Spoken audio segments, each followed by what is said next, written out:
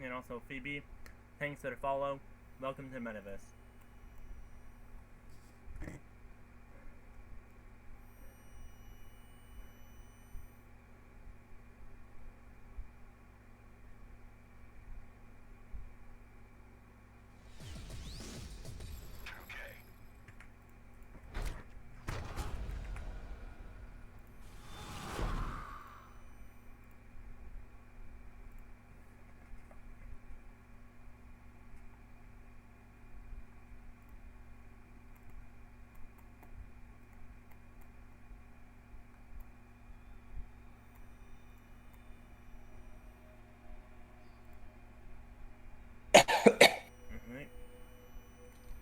Alright. Hey, back? Yeah, hold on. As long as I can. Alright, so it wasn't just the pistol kills I needed. I also need way more other shit too. Damn it.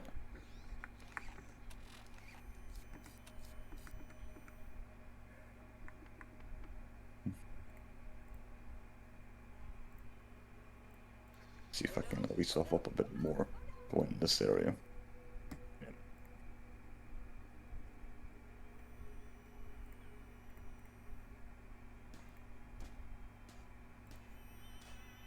Yeah.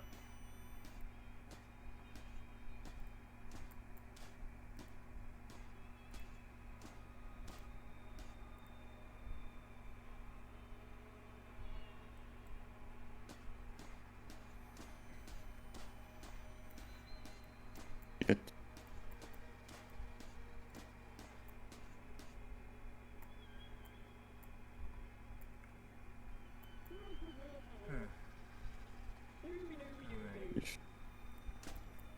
Damn it.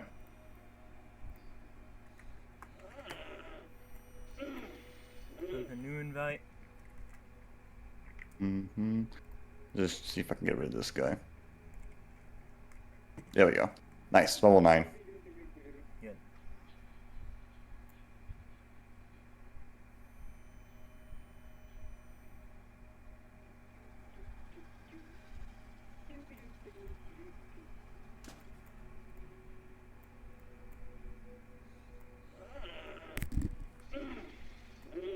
There we go. Nice.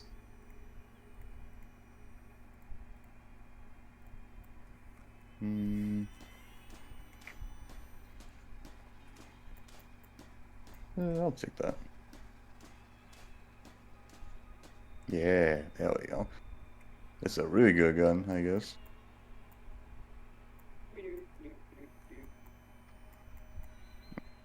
There we go.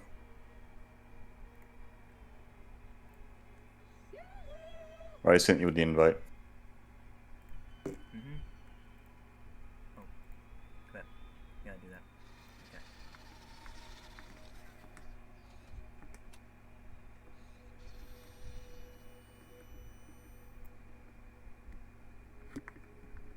Where the hell's this thing? Ah, it's probably over there.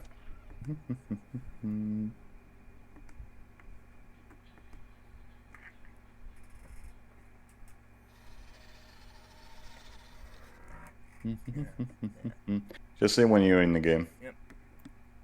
I'm getting in right now. At least I finally managed to level up a little bit once. Yep.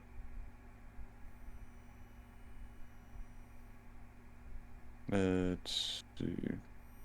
Oh shit, that's like 4,000. No, wait, no. That's a lot, but that mission is gonna give me a lot of XP, but not enough for level up. Alright. There we go. There you are.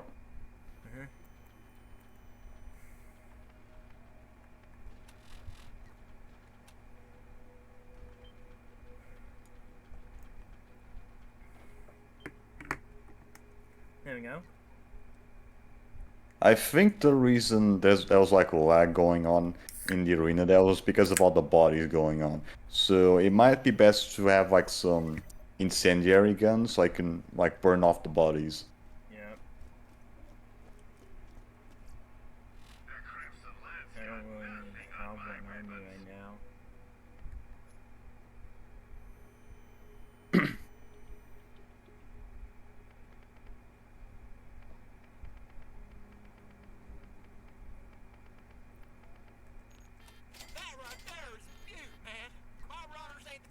Okay. I'm gonna do this mission real quick, see if I can get to at least level 10. Yeah.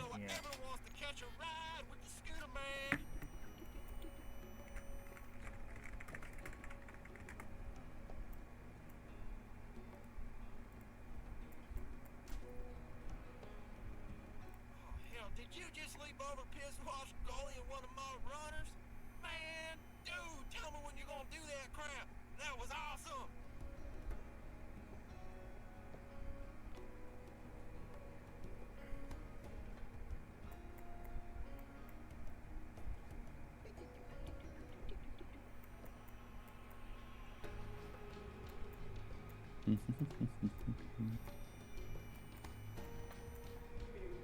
What? Fucking adult skunk. Alright, why don't you come on back? Dick. I got something for you. Ah, come on, that's not even enough.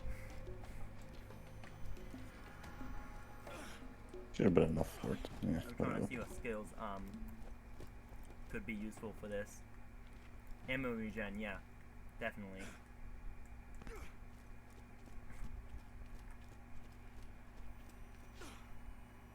Come on. There we go, level 10.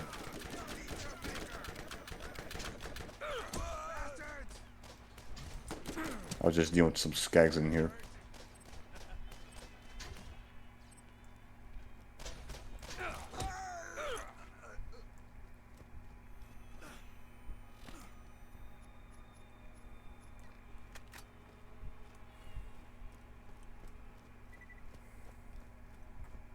Alright. I should be good enough for the arena. Maybe you could probably upgrade ammo regen. I think that would look better. Alright, where is it though? The skills. Yeah, but I'm pretty low level for that. No, it's the ammo regen. The stockpile. No, stockpile? Yeah. Where's the Scorpius regenerator? Right, I already have one. Yeah. I already have one skill on it though. I might put another one. Yeah. Yeah, there we go. Alright, Yeah, now I have 2 skills on that regen. Yeah, it's better off that we have that you probably. Hold on. Are you able to reset your skill tree? Because that could be a big help. The what now? Are you able to reset your skill tree? Because that would be a big help. Save a skill tree, what? Reset skill tree. Ah. I don't know if you can. I might be able to equip 3 guns now. Yeah, you can. On this machine.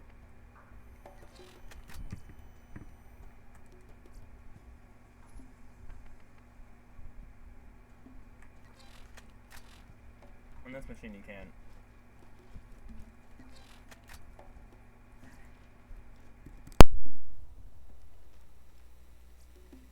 I keep the medical equipment working, more or less.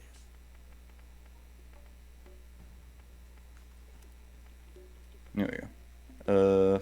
Here? Ah, purchase reset. There we go. Reset everything. So yeah, I'm gonna put all into regen. There we go. And also eight station. Yeah. Yeah, there we Yeah. go. Here. For better shields. Ooh. Hold on. Thank Before you. we start, give me a minute. Yeah, I also need to check if there's any better guns in here.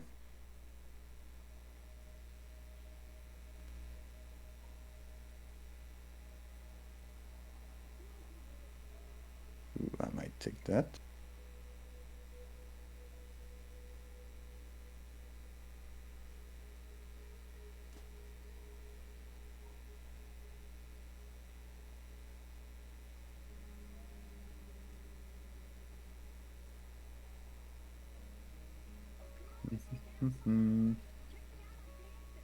Where is it? They are. Switch that one.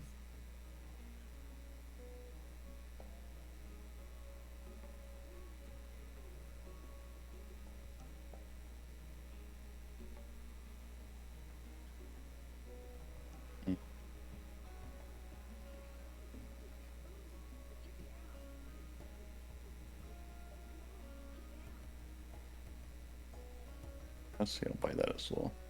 I think that's doing way better.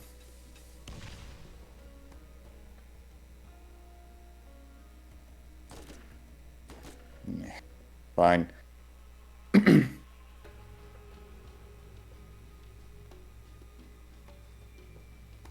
Alright, you good?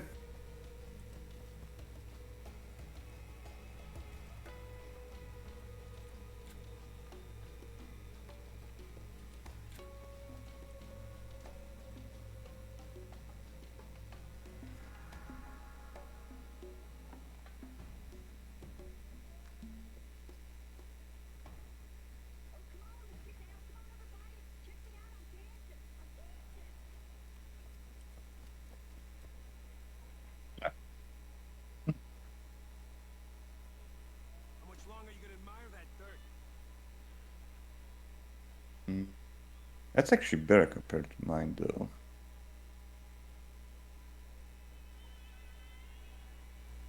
No, wait, no. The one that I have is better. No. Right. Okay, we good? Yeah. Yeah. Alright, just go.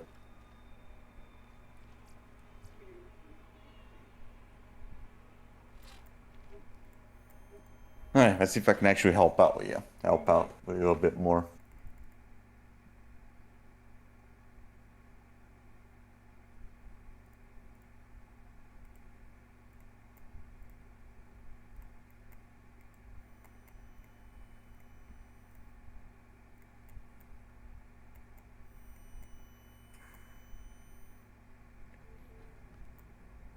Alright, let's just go straight to it. Yep. Hold on. Yeah. Gotta get ammo. Oh, right. I mean, you can just get ammo right in between rounds, though, so it should be fine. Hold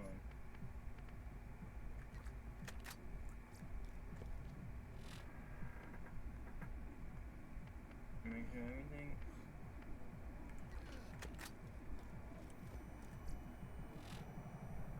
Right into the middle we go. Yep. Hold on. Right. Wait, hold on. 2.4? Damn it. Hold on. 2.4? Holy shit. That's crazy. Okay, go ahead. Ow. My mouth's dry, so I might not be able to talk much. It's fine.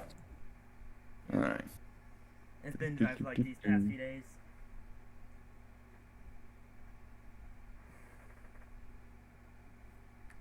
Now, let me just pull out the fucking video for this. The angelic ruin. How's everyone doing tonight? What was I watching? No, encountering pugs. Yeah. Let's see if I can still find it though. There it was. Yeah, there we go. That one.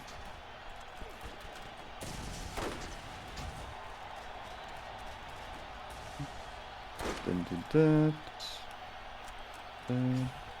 There we go. That should do it. I was playing it and play through too little, and the enemies are like in the 30s. And they're what? Not the 30s. Yeah, level 30s around there. Are they in 12? In playthrough 2. Ah, okay. Thought they were being level 30 now. Okay.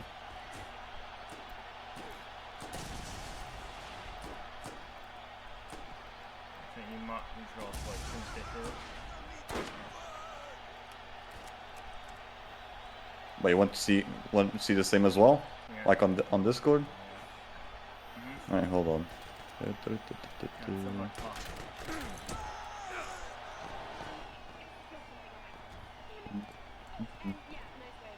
Share screen. That one. Alright, that should do it.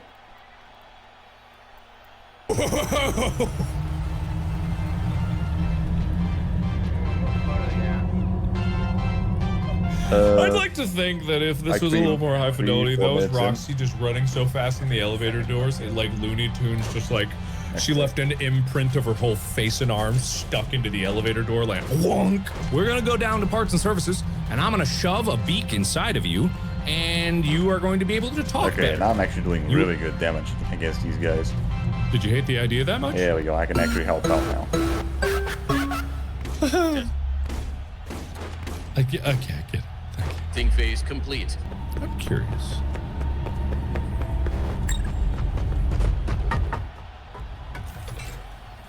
I still take a lot of damage though. Oh, what? Whoa, bug, I found one. What the heck? There we go. Just So fucking if you T-posing. Bring Freddy close to a door that's level 10, it'll open. I still it. take a lot of damage, but I can at least do some damage to them. Oh, cool. Oh, cool. I like that. I like knowing about that. I am going to use that. So,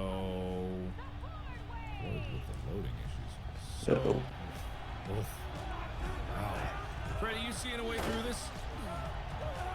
Loading's a little rough. What are you doing, Freddy? Whoa.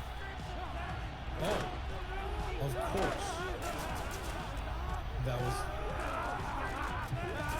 There's something about jumping into the power station without I Freddy. would rather have a fucking shotgun right now, but Plug out in the power to drain. Fine. I guess we'll just have to live to see Freddy dance another day. Whoa, that was too close. here we Please go. get out of the way. What? Yep. Ah, there she is. I think that's some good Hi. Freddy, is that you? Oh, no, no, no, no, no, no, no, no, no, no, no, no. Look and jump here, there's a door. Oh God, please no. Oh, this Calm down. Oh, Oh no. I don't know. Why are you climbing on that box? Oh, Oh God. Am I bugged or something? Is this not quite right? no, you're good. Totally good. Okay. I thought it was gonna do more than 6. My brain was already full to bursting. Okay, look at that arm there. What a... What? Lobby, okay. What happened? What happened? Stay on the stage, and that's it. Hey man. Oh, God. Huh? Oh, Stay still, your shit. but you're not that long, so... What happened? I saw a mission pop up that said Plan A. Plan Freddy, A. please. Oh my God, no! Not like this. Not like this. Please. Give me in. Freddy! Freddy! Oh, I think you showed me this one before. For this game, and I think what the intention was to fix Yeah, some got him. bugs and possible exploits with Freddy being able to open doors or being summoned too closely. Clearly, the way that he's summoned now has changed. Mm-hmm.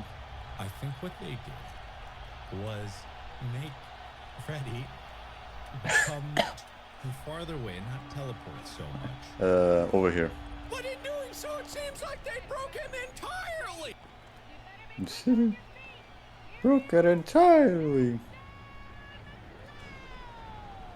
Oh, wait, there's also a second.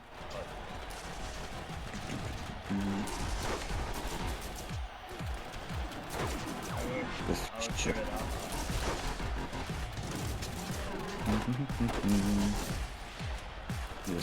This sniper takes fucking forever to shoot again.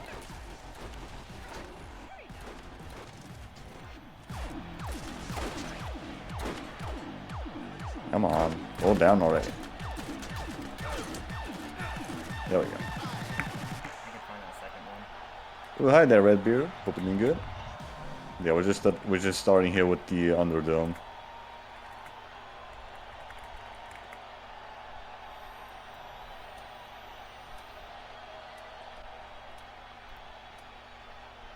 Ready? Yeah, I'll probably take the shotgun instead. Might be better. Found it here. Yep. Also epic mode.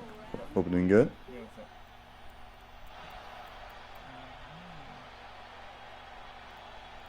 Yeah, I need I don't know how to- rejoin call.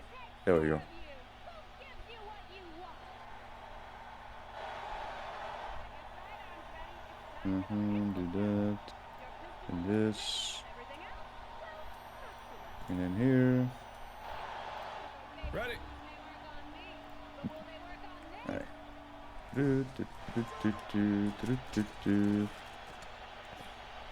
There we go. Ready? We good. Oh, God, oh, God. Ready? Ready? Shotgun. There he does anyway. Oh, Come God, on. oh. Ready? Ready? Damn it. Ah, fucking grenade, dude. Oh, God, Freddy's gone golden Freddy mode. What in the hell? I know he's trapped under the floor, but he's really trying to get out. Try again, pal. There he is. Good effort, buddy. There's the buddy. What's this? It looks like an old camera. Oh.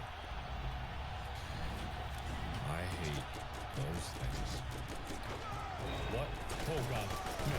Oh, what? Bleh. You.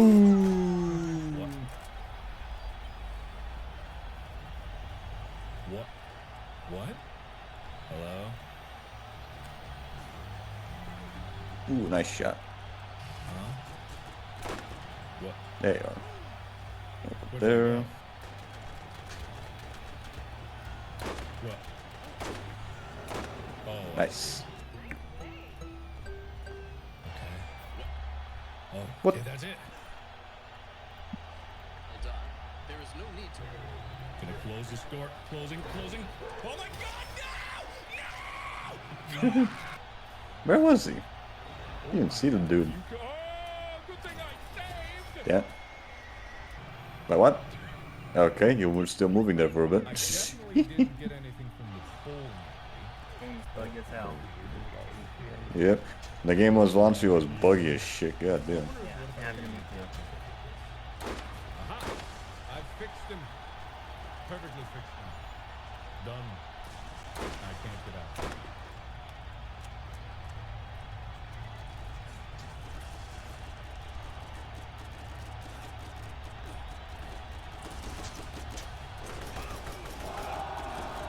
Shit.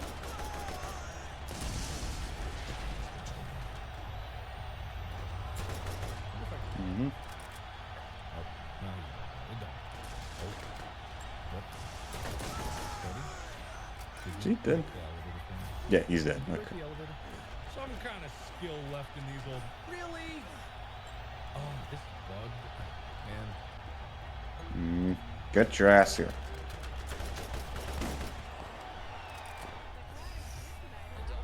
No. Open the door, Freddy. Open the door. Open the door. Ready. Open the door. Ready. Oh, I'm gonna cheat through because I'm gonna get in here with him. He's. Oh. Damn it. Now he's stuck inside. Wow, that's weird. That's like a hard. What if I hop out? Am I through?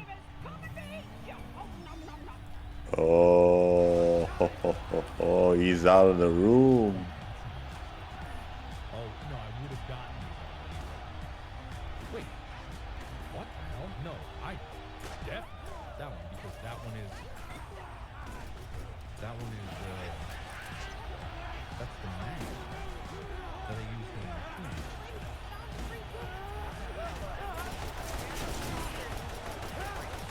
Good.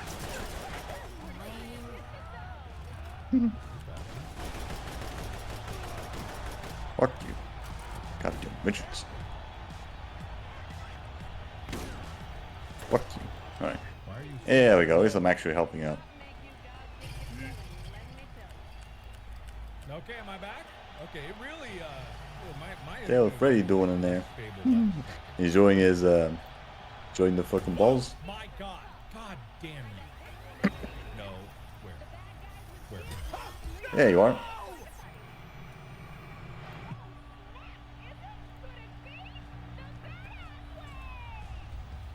trying to skip. It's not letting me skip.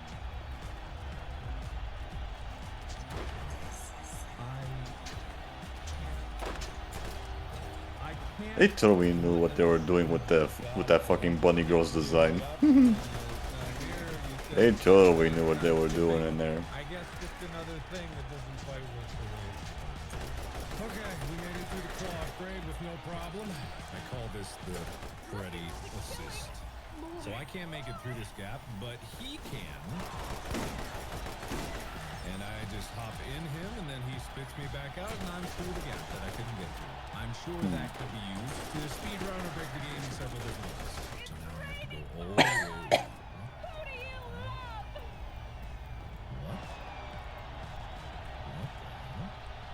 What in the hell? Glowing. Why is that glowing? It's a special cabinet. What? Why is that glowing? It's special. What? Why is that glowing? Balloon boy. What? And it crashed. It crashed on the fucking pixel shit. Come on.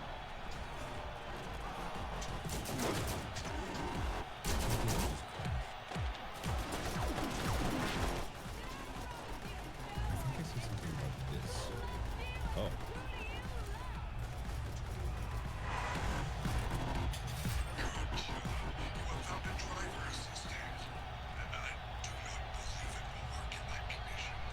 It just went to 5:15.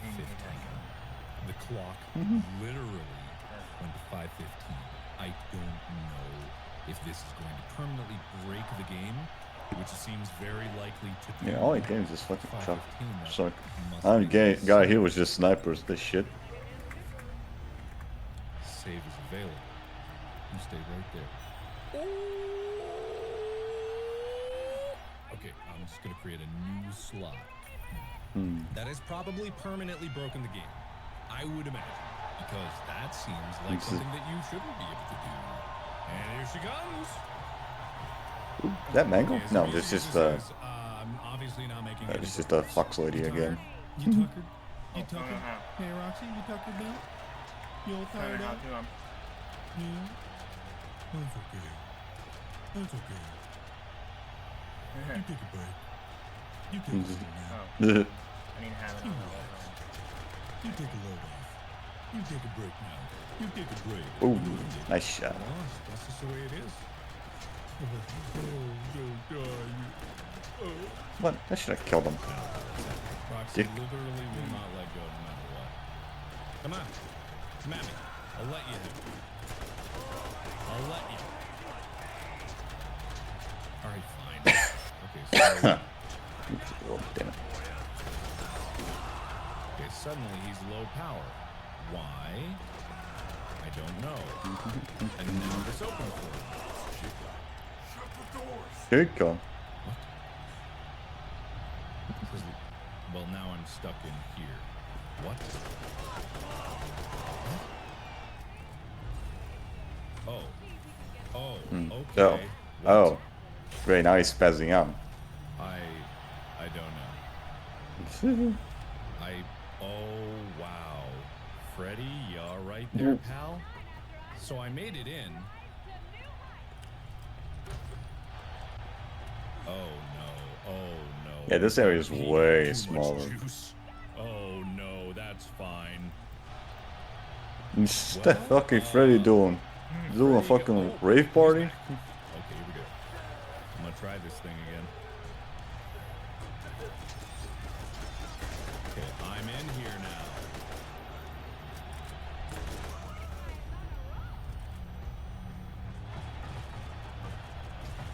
Well, that's... You are so unfortunate.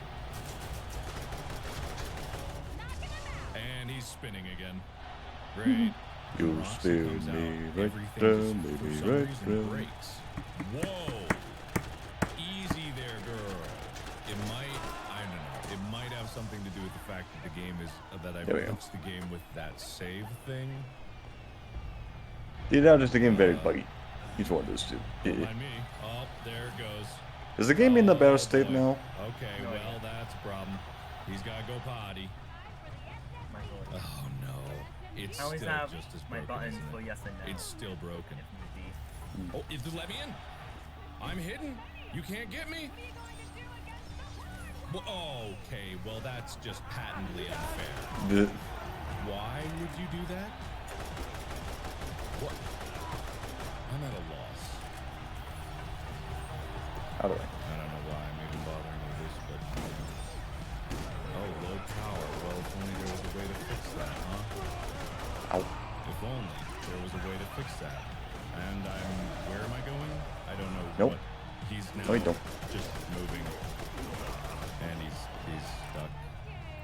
I don't know. For me. Yep, and now I'm out. Okay. No reaction Where am I? coming from the Markiplier.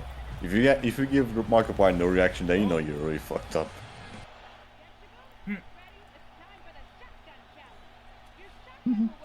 Hi. What else do we have? What else do we have?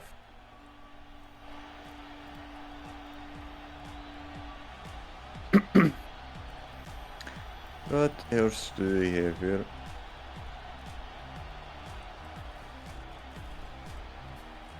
Yeah, I'm just gonna put this back to how it was.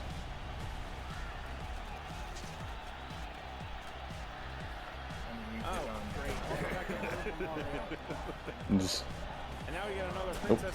out, out. So this is after every Yeah. boss. Yeah.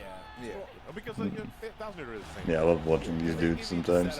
They're super fun. They're super funny. Right. Yeah. It's basically how they're doing their formula. But instead of like Princess Peach discussing to Brock, can androids feel love? That sort of thing. It's just Here we go. Peach continuously using the panic room to enter the castle, but they never block. How does she keep getting out? Like, you ever thought of checking the room? Bowser has the attention span of a goldfish. We only laughed at Joaquin Phoenix in the movie Her because she wasn't an anime character. Oh, I forgot about that. I forgot about that movie. Yeah, when he Joaquin fall- Phoenix had phone sex with his Yeah. AI. when he fell in love with the Phone AI, sex. it seemed Okay. ridiculous back Oh then. no! Like I think, yeah. I was I just can like, imagine I Joaquin think holding the script going, what? in comparison, phone sex with an AI is pretty low key compared to the shit people do now. I guess. 99 cents, but $2 every day afterwards. She speaks very slow. So if you give someone a cream, if you give someone a cream pie in Boston, is that called getting a Boston cream? Yes, it is.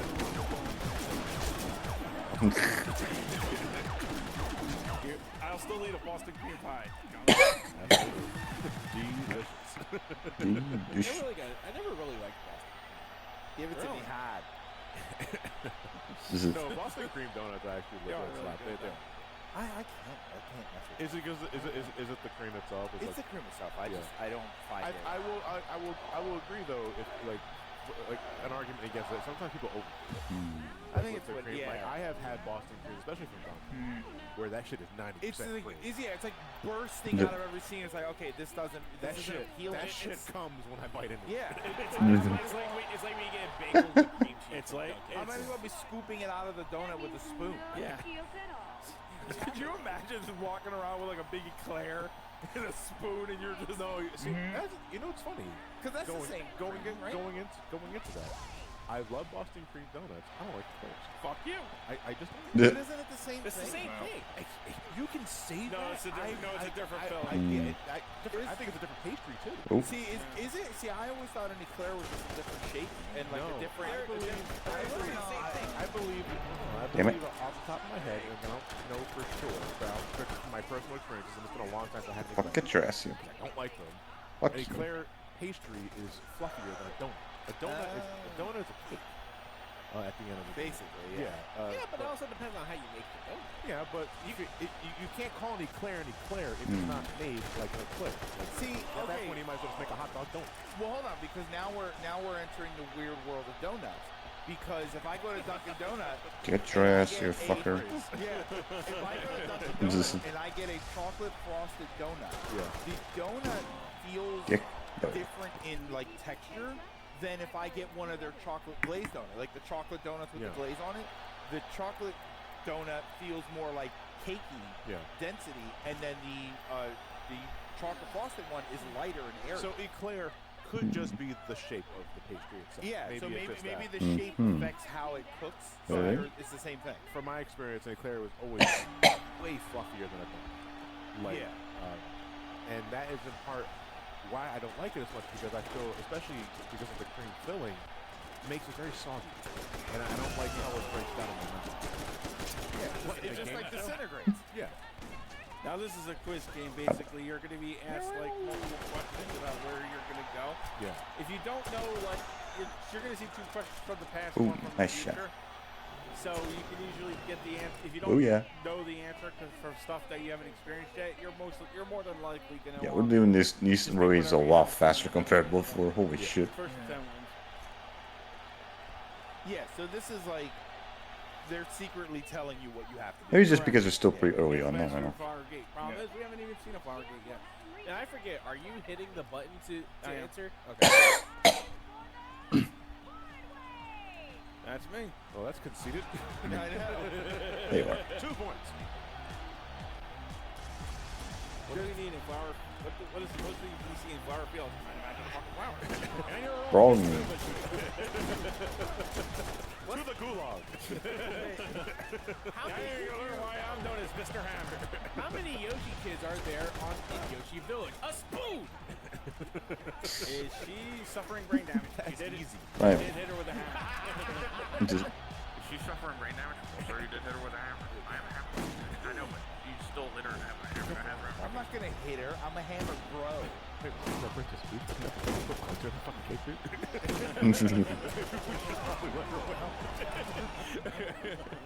That's right, Ellie was there. No, I wasn't. Yeah, that's right. I deliberately poisoned fat guy. you want to kill the fat dude? Yeah, Which damn. is also something you can say when you're guilty of a crime against a fat guy. Damn, you can't make it all the way to the top. Jam and jelly. Yeah, I know. If you do anything wrong, that footage is definitely getting played on the news. Now, did I read that right, though? Jam and jelly there? Does it restore 50? Yeah. Yes, it does. And God you damn. And he also That's overkill. They also just gave me a fucking power soul to let myself turn invisible, and I get the feeling we're not really understanding the point of captivity. Yeah, we don't. Our guards, Bowser, how the fuck are you fucking giving him invisibility to fucking coke this shit? Jack Black. Excuse me. That is hard. Yeah, exactly. Monkey. Actually, do we want to do it? There we go. Is this our vacation? Yeah. Well, there's only. Are we trash? You have to include any time Bowser was voiced or played by someone. Who voiced him in Robot Chicken? Jack Black. I don't know. The Super Mario Super Show. Yeah. That had was. a great I was Bowser. just looking at that guy's name. I blanked on him. Not a bad look. Yeah, that was a great. It was funny because he played that character also like a New York character. Yeah, he was a Brooklyn Koopa. Which makes no Sledge. sense because Bowser was from the Mushroom Kingdom. It was Harvey Acton. Yeah, that didn't last long. Yeah, it was. But now we get another star power, which gives us shield for 20 HP. Oh, he was an X-Men. Who was he in it? Sasquatch.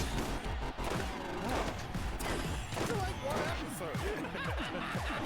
Damn. That was quick.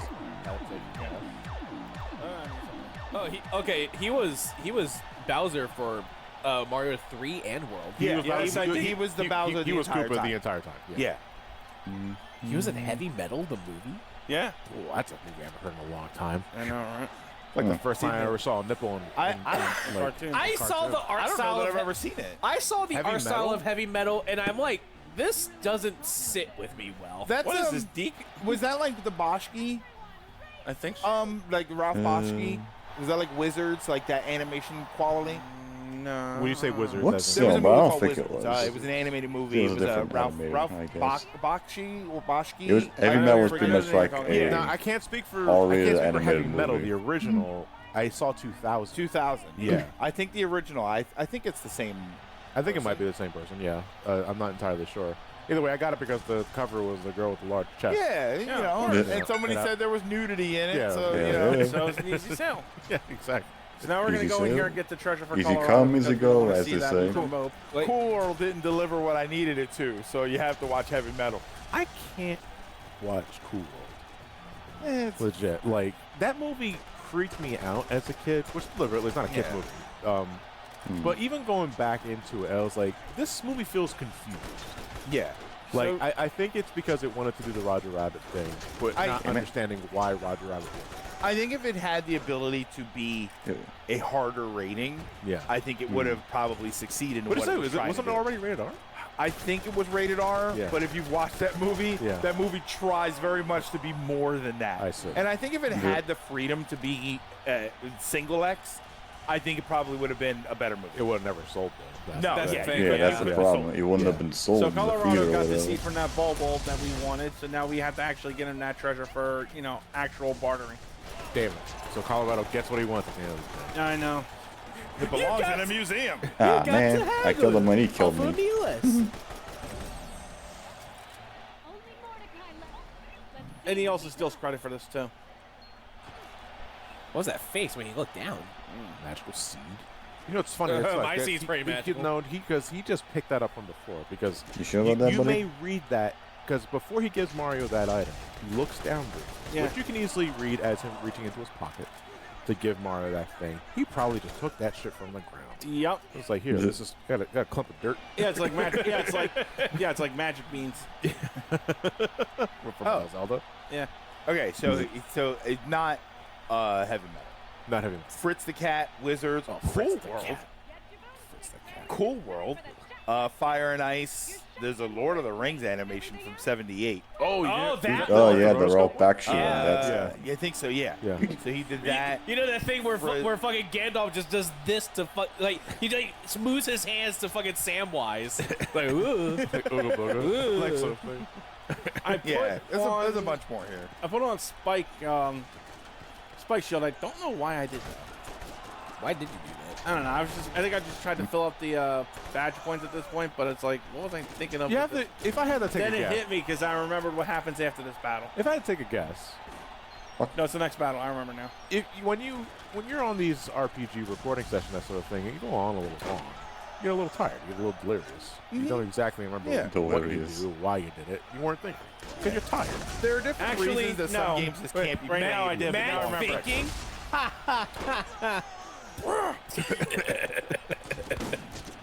What's how it do it before? Oh god damn it! Fuck. He only does little wind up toys. Like little this wind up. fucker. Yeah. And the legs start just The little like the scuba diver. Yeah. Like, the little legs that would kick. I admire this kid's dedication to fucking trying to Come beat back me. here, you chicken! I'm This not the dude's chicken. Yeah, Yo, this it's dude's Dusty. swimming across Literally in fucking an ocean. egg. This kid swam across the entire ocean to kick our ass, but then just misses us, and then decides, "Fuck, I gotta swim back." Yeah. Number That ain't one, racist. number one player hater of the Mario franchise. He's just like absolute hater. Like, what the fuck is this kid's problem? Even Bowser would be like, dude, come on, man. He's We like, go you kart need on to, the you need to weekends. light up. I mean, fuck, You want to that come to my Pokemon? castle? Like, I got a girl to make you a cake. It's like, no. I like the little one back there. Yeah. I don't Yeah. think I've ever seen that pull in at the same time as you did. It's just This- water sounds. That's This it. area there's no- always is weird to me for that Because because it has there's no no- music. It's there's no just music. water sounds. I don't know. I like like it. when an area does just rely on ambience. Yeah. It's just it's awkward when no other area in put the up game a does turret it. there? Yes. And then you randomly go because now I'm expecting something to happen. You know what? You know what did that too? Fucking, I know it's kind of a years beyond this, but I believe was it Gen 4 or Gen 5? Pokemon at a church. Yeah.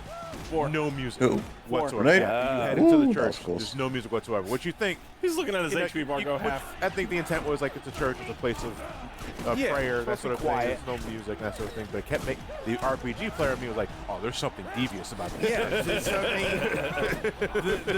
the nuns are snake ladies. Fucking Rayquaza's gonna come up from under one of the pews. Now, this time around, because I equipped Spike Shield and D-Down Pound, none Yeah, of this means Shotgun's anything. doing really But good he's now against flying and he's got a fuckers. spike on his head, which means he's practically untouchable by normal means. Either use hammer throw, What you the use shit? watt, you use little sushi, kid has basically bat wings. projectiles. Hammer throws. Let's take this husky hammer. Oh shit, he's chucking hammers at me. Just absolutely hurls it. Also, Zataf still hits him. Damn. I like how when you scan him, it says Yeah, these guys 40 again. health, Yeah.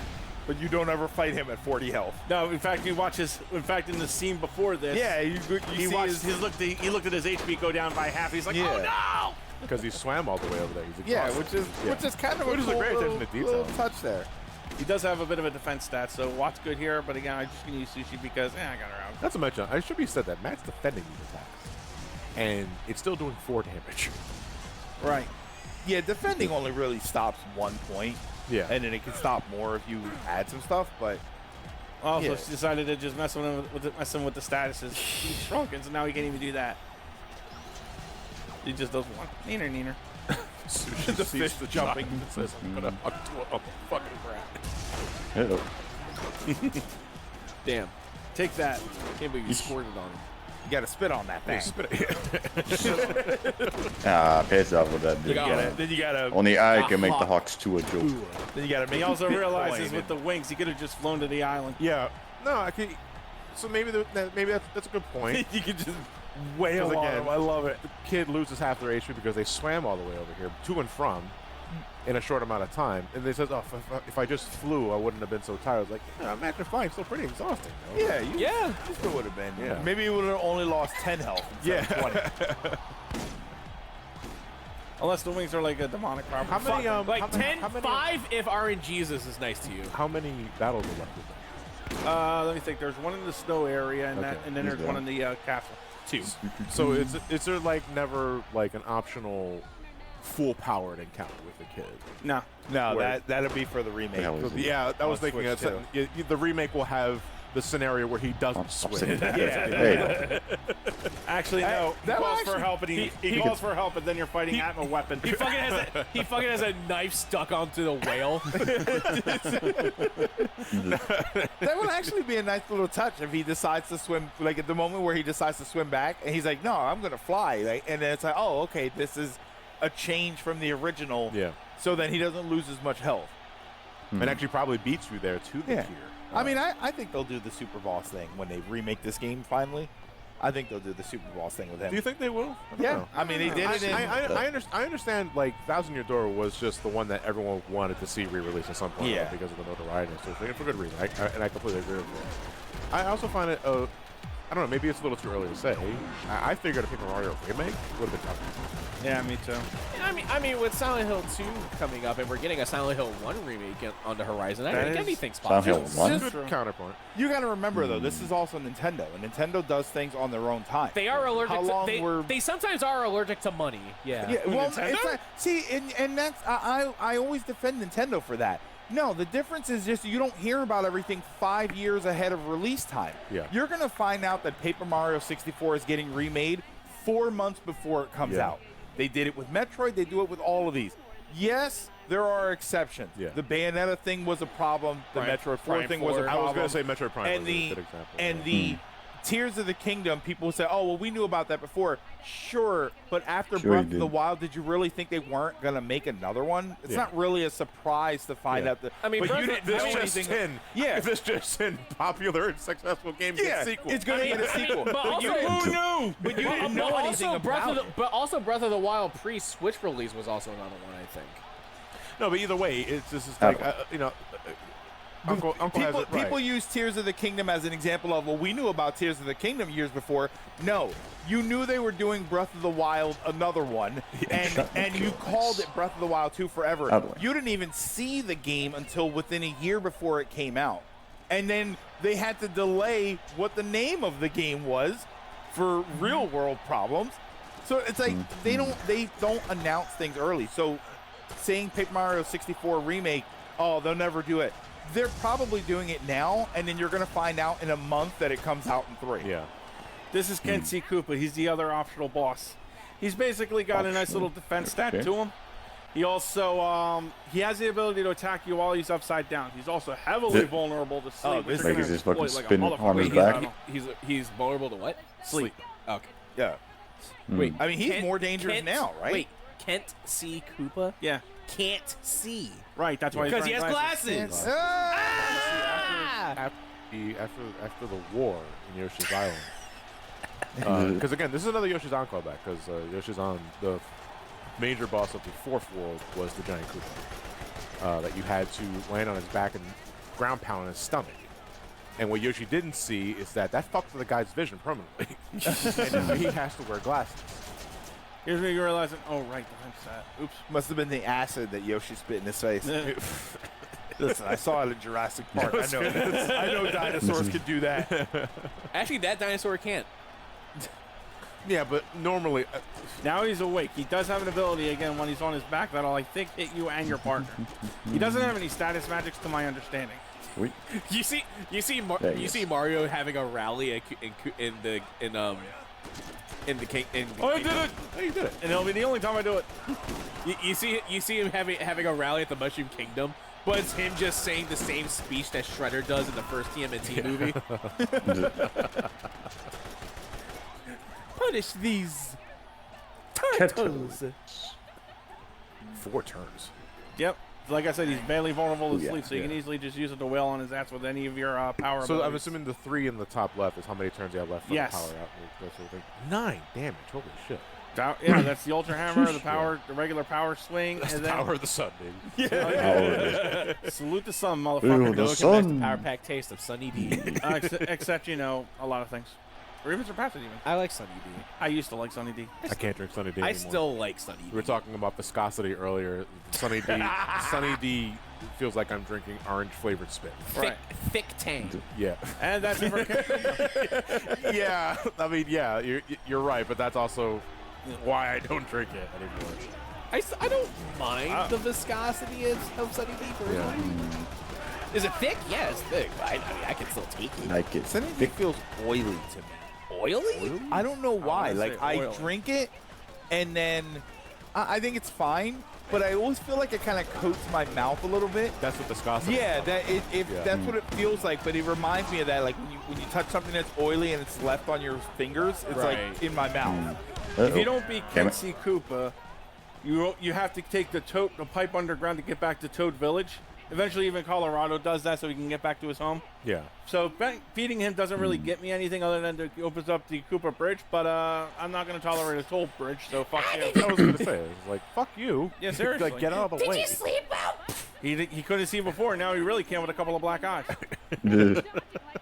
Oh, just take the glasses, stop on the ground, that's like, go out. You can't, what's he going to do? He can't see You it. wouldn't hit a guy with glasses, would you? I totally did. These hands are rated E for everybody, and they do not mock this, and they do not care for your disabilities. Oh my god.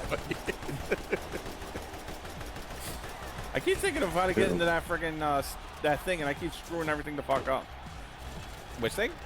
There's a star piece over there. I forget how to get to it, so I end up like You screwing can't up. just jump over it? You would think so, but you can't. What the fuck? No, that fence is just one fence too high. Toad Village sucks. Invisible. Disappointing. Now he Oh, knows. thank God, this is Toad Town. Right? Invisible barrier BS. So now that we have our fish buddy, we just swim right on over to this little port, which I don't understand. They got to be loaded. They have their own fucking dock, and we get a star piece. Yeah, I got a fucking moat here. That's your fish, buddy. Yep. Her name's Sushi. Got She'll it. squirt on you. Careful, she's a squirter. Careful, she spits. Look out, they're ruffled. Nice little tooth down Back there. Extra ass Gets us here. to a Why are you running away? And there's another one that you're finally going to get that you Yep. deliberately ignored. So how many times can you upgrade party members? twice. Just twice? Yeah. I decided, let me give my little aerial buddy here some help. Besides the next I don't use them as much as I should, but the air raid is actually a really strong move. What does it do? It's just all damaging attack. That's the thing with Mega Rank. Most of them are all damaging attacks, or they're just like something or like party clearing moves. Yeah. So all of them have the standard powerful air raid. It's a matter of, do you want bow to do it? Do you want arrow? Some of them might have different. They might have different qualities to it that make them better for situations. Like Bombette, like power carry and bombs do the same thing, but Bombette will like blow up the clefts. Cooper gets Fire Shell, which is helpful in the last 2 dungeons of the game, which is like them saying, "Sorry, we forgot about him. Here's something to make it useful."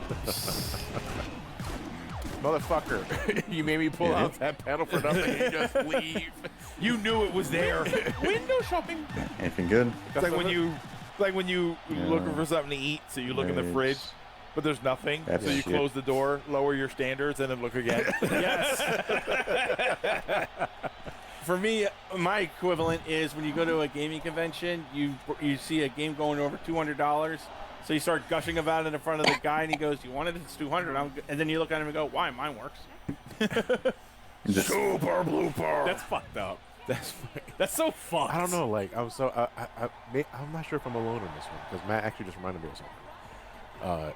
Where rocket launcher. If you see something priced extravagantly, and I'm the kind of guy that if I see it, I'm like fucking paying this much money. $200 for this game. But I was doing some shopping with Nora this past TMG, and she was just blatantly like out loud saying, "It's like, oh, that's way fucking overpriced. I'm not spending $200 for the Shin Megami Tensei game and that sort of thing." And I was also like, it's good the owner is like right in front of me. Yeah, and that sort of shit. And I was like, huh. I was like, I guess to me it's I'm the kind of guy that's like I haven't.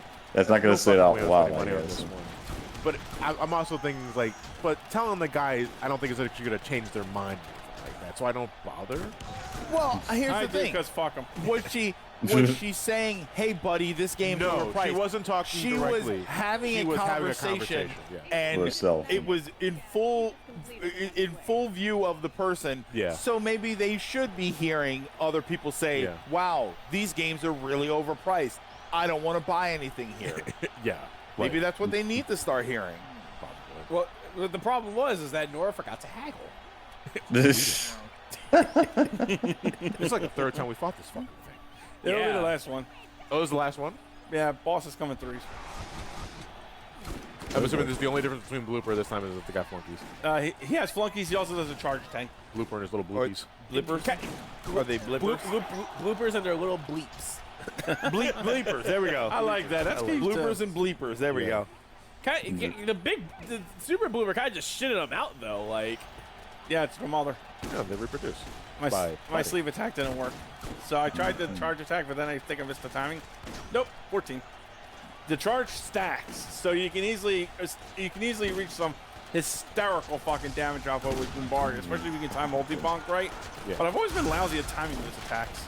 Meanwhile, with the damage buff accessory badge on Mario, I'm able to shorten the damage on that. Ooh, that looks nasty. He's pissed. He's gonna hit you with his sixticles. He only has 6. Yeah, it's not tentacles. Yeah. Wait a fucking minute. Is that why it's called tentacle? No, because they only have 8. No. I wanted to make sure. No.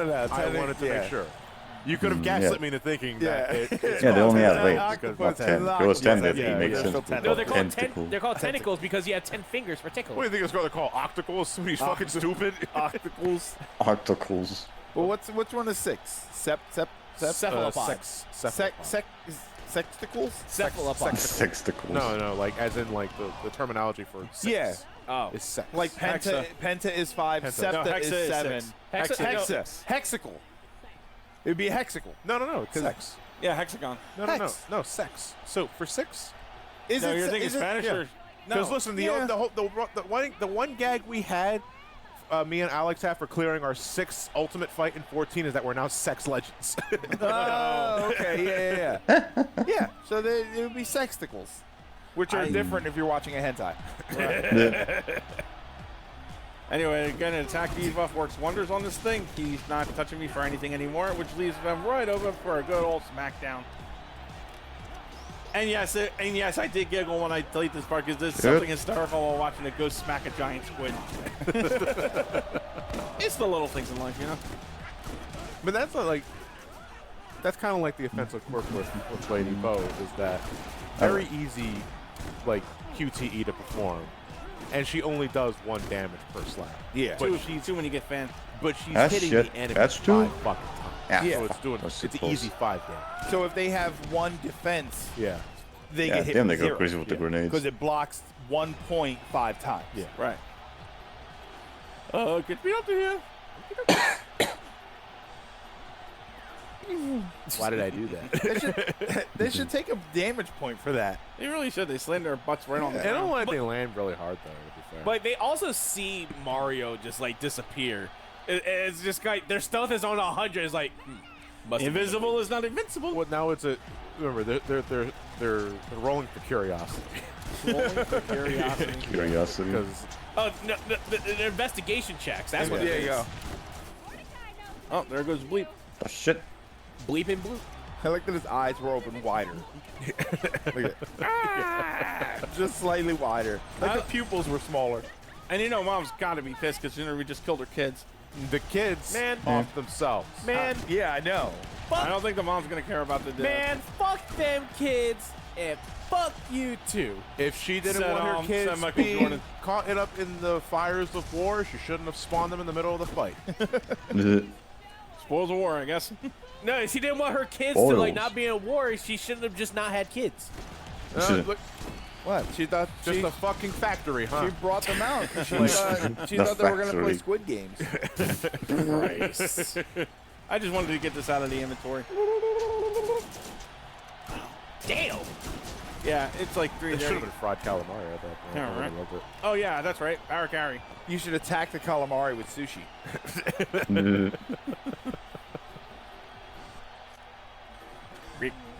They're so adorable, though. They are. But they're also a pain in the ass in Mario 3 when their tails hit you. Oh, the little miniature. Oh, yeah. Yes, yeah. Underwater. You're underwater. Oh, that's Yeah. You can avoid that if you dress like a frog. Well, it's not just in Mario 3. I think they also do that shit in like the Mario frog Bros. super Wii as well. I hate that it's so situational. Yeah, if it was useful on the ground, it would be okay. Or Mario would just like get off his feet and then you just hear Just wet slapped everywhere. Yeah, it's just a wet slap. I love that. Oh my god, I would love that. I decided to show him Mario Kart's final attack here. Oh yeah, he kind of like wobbles back and forth. Oh, using a burst weapon. That's Power carry without any enemy defense essentially does the same damage as a Starstorm item would. I actually like how you got both the kids and the super blooper at the same time. Damn straight. And I love Everybody dies. I love how locked in he was for badge points. There was no hesitation of Not which a one do I weapon. pick. It Badge came up badge points. Absolutely. And here we go. This Oh, is the never bo- mind. this Yeah, is I'm the not thing I using put one. together back then. They got a rocket. This is just to like save me an easy to That's reach right, man. block, you know? Yeah, because originally Matt was here earlier and only revealed the middle block and then used para carry to cross across them. Everybody. Oh. You bitch! There are 2 other hidden blocks you can hit. So Matt revealed the other 2, and now he can just properly jump over it. And now we're finally getting this ultra power that Matt ignored. Yep. Mega bomb. Yeah. From bomb to a bomb. From bomb to da bomb. I didn't read that as The like bomb. a bomb. Yeah. I thought it was just like it was supposed to like a bomb. It's like, yes, Ellie could have taken it really that to is the what she is. Ellie could have taken it to the streets and went da bomb. The bomb. Well, that is another weekend of Paper Mario in the Ah. books. And speaking of the books, we have to thank some Patreons for supporting us. I don't know where Get the off my correlation is, lawn. but we have John vs. World, Sonic Mania 2099. Alright. What else do we have here? No, I'm really...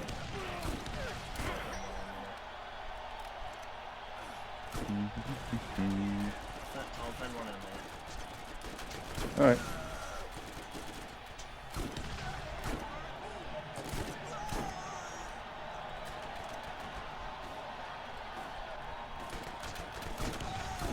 Yeah, I got I'm doing really good damage with this shotgun.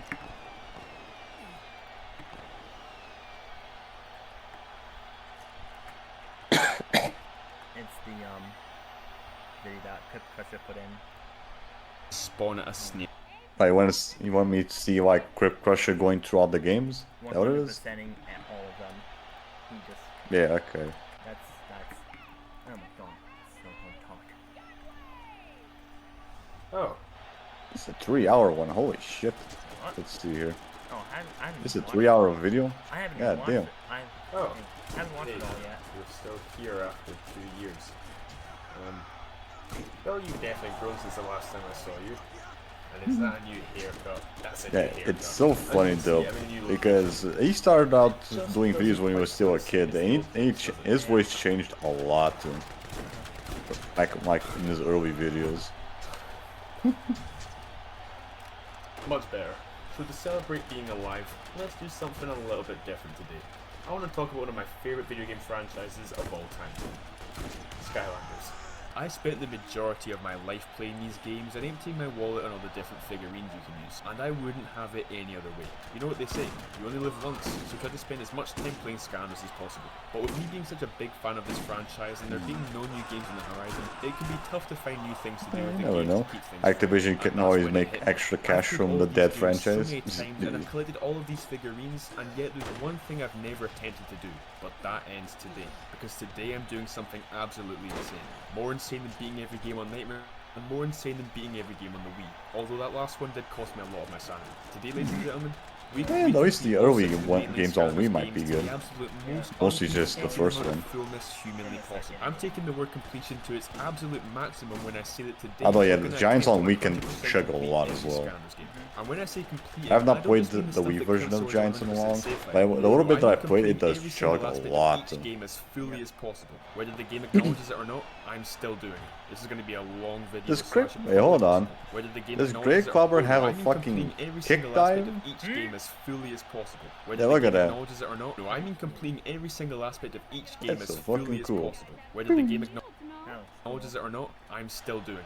This is going to be a long video, so I should Yeah, and I probably fucking love cut brawler to characters. 100% complete these 6 games, I've broken it down into 3 simple steps. The first step is doing everything that the game Let's considers to see. be 100%. At least on Imagineers, I know this Grey is Clobber pretty and stupid, Chain but it's Reaction gonna look make sense really because cool. how many pointless tasks aren't actually recognized by the game at all, and that's what step 2 is. Completing, collecting, I also and really like doing everything Ember's in the game design. as humanly possible, even though none of it contributes towards a 100% save file. And the final step is getting every trophy or achievement on an Xbox or PlayStation, and I checked they are the exact same thing.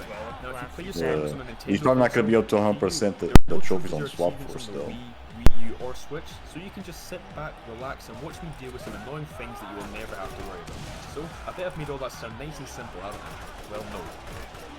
Just no. No time for any stupid jokes. I'm just gonna get straight to it. I'm a changed man. Sure. Whatever you say, buddy. Actually, I guess not.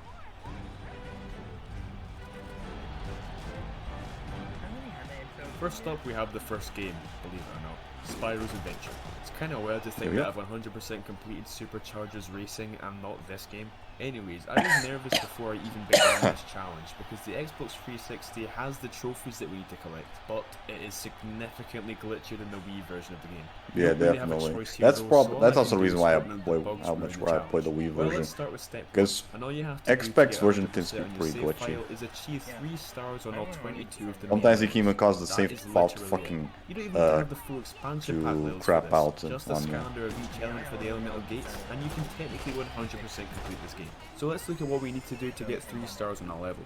The first star is for the objectives. This is earned simply by completing the level, so it's a guarantee every time.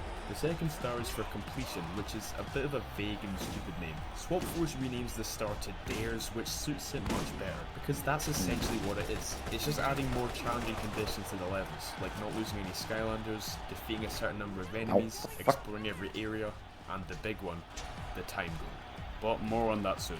And then lastly, the collection star is for collecting all the different things you can find in levels, such as chests, soul gems, story scrolls, legendary treasures, and hats, which are always found inside elemental gates. So that's all we really need to focus on now, exploring every nook and cranny of each area so we don't miss anything, being careful not to lose any Skylanders, Ew, and damn. of course killing every living organism. Was it like a fucking... What was that? Was that one of the promoting That's the first level. You probably weren't expecting anything worth mentioning. a graphic design on you? And there pretty much isn't. It is home to one of the most iconic secrets in the series. If you fire the cannon again after getting rid of the wall, you'll destroy a house which reveals your first legendary treasure.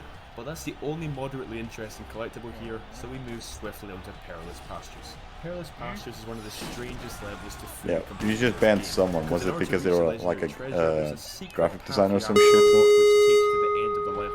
But if you take this path, then you can't get any of the collectibles available on the normal route. This makes Perilous Pastures one of the only two levels in this What the game fuck did where they do you then? cannot collect everything in one go. This is a very well-known secret, but There's just like in an case you auto haven't seen it before, auto walk up to ban this or little area whatever? with the flowers as a life Skylander, and a massive vine sprouts out of the ground which will lead you to the legendary treasure. Now that I think about it, this secret is completely ridiculous and unfair. If I hadn't known about it for years before now, well, I would be cross. And you don't want to see me when I'm cross. Luckily this all works out because you can take the usual route on your first run, grab all the collectibles, and then on your timed run, take the secret route, get the legendary treasure, and finish the level in about 2 minutes tops. That all came together quite nicely. Wait, pause. Did I just say timed run? Yes, I did say that, thanks for noticing.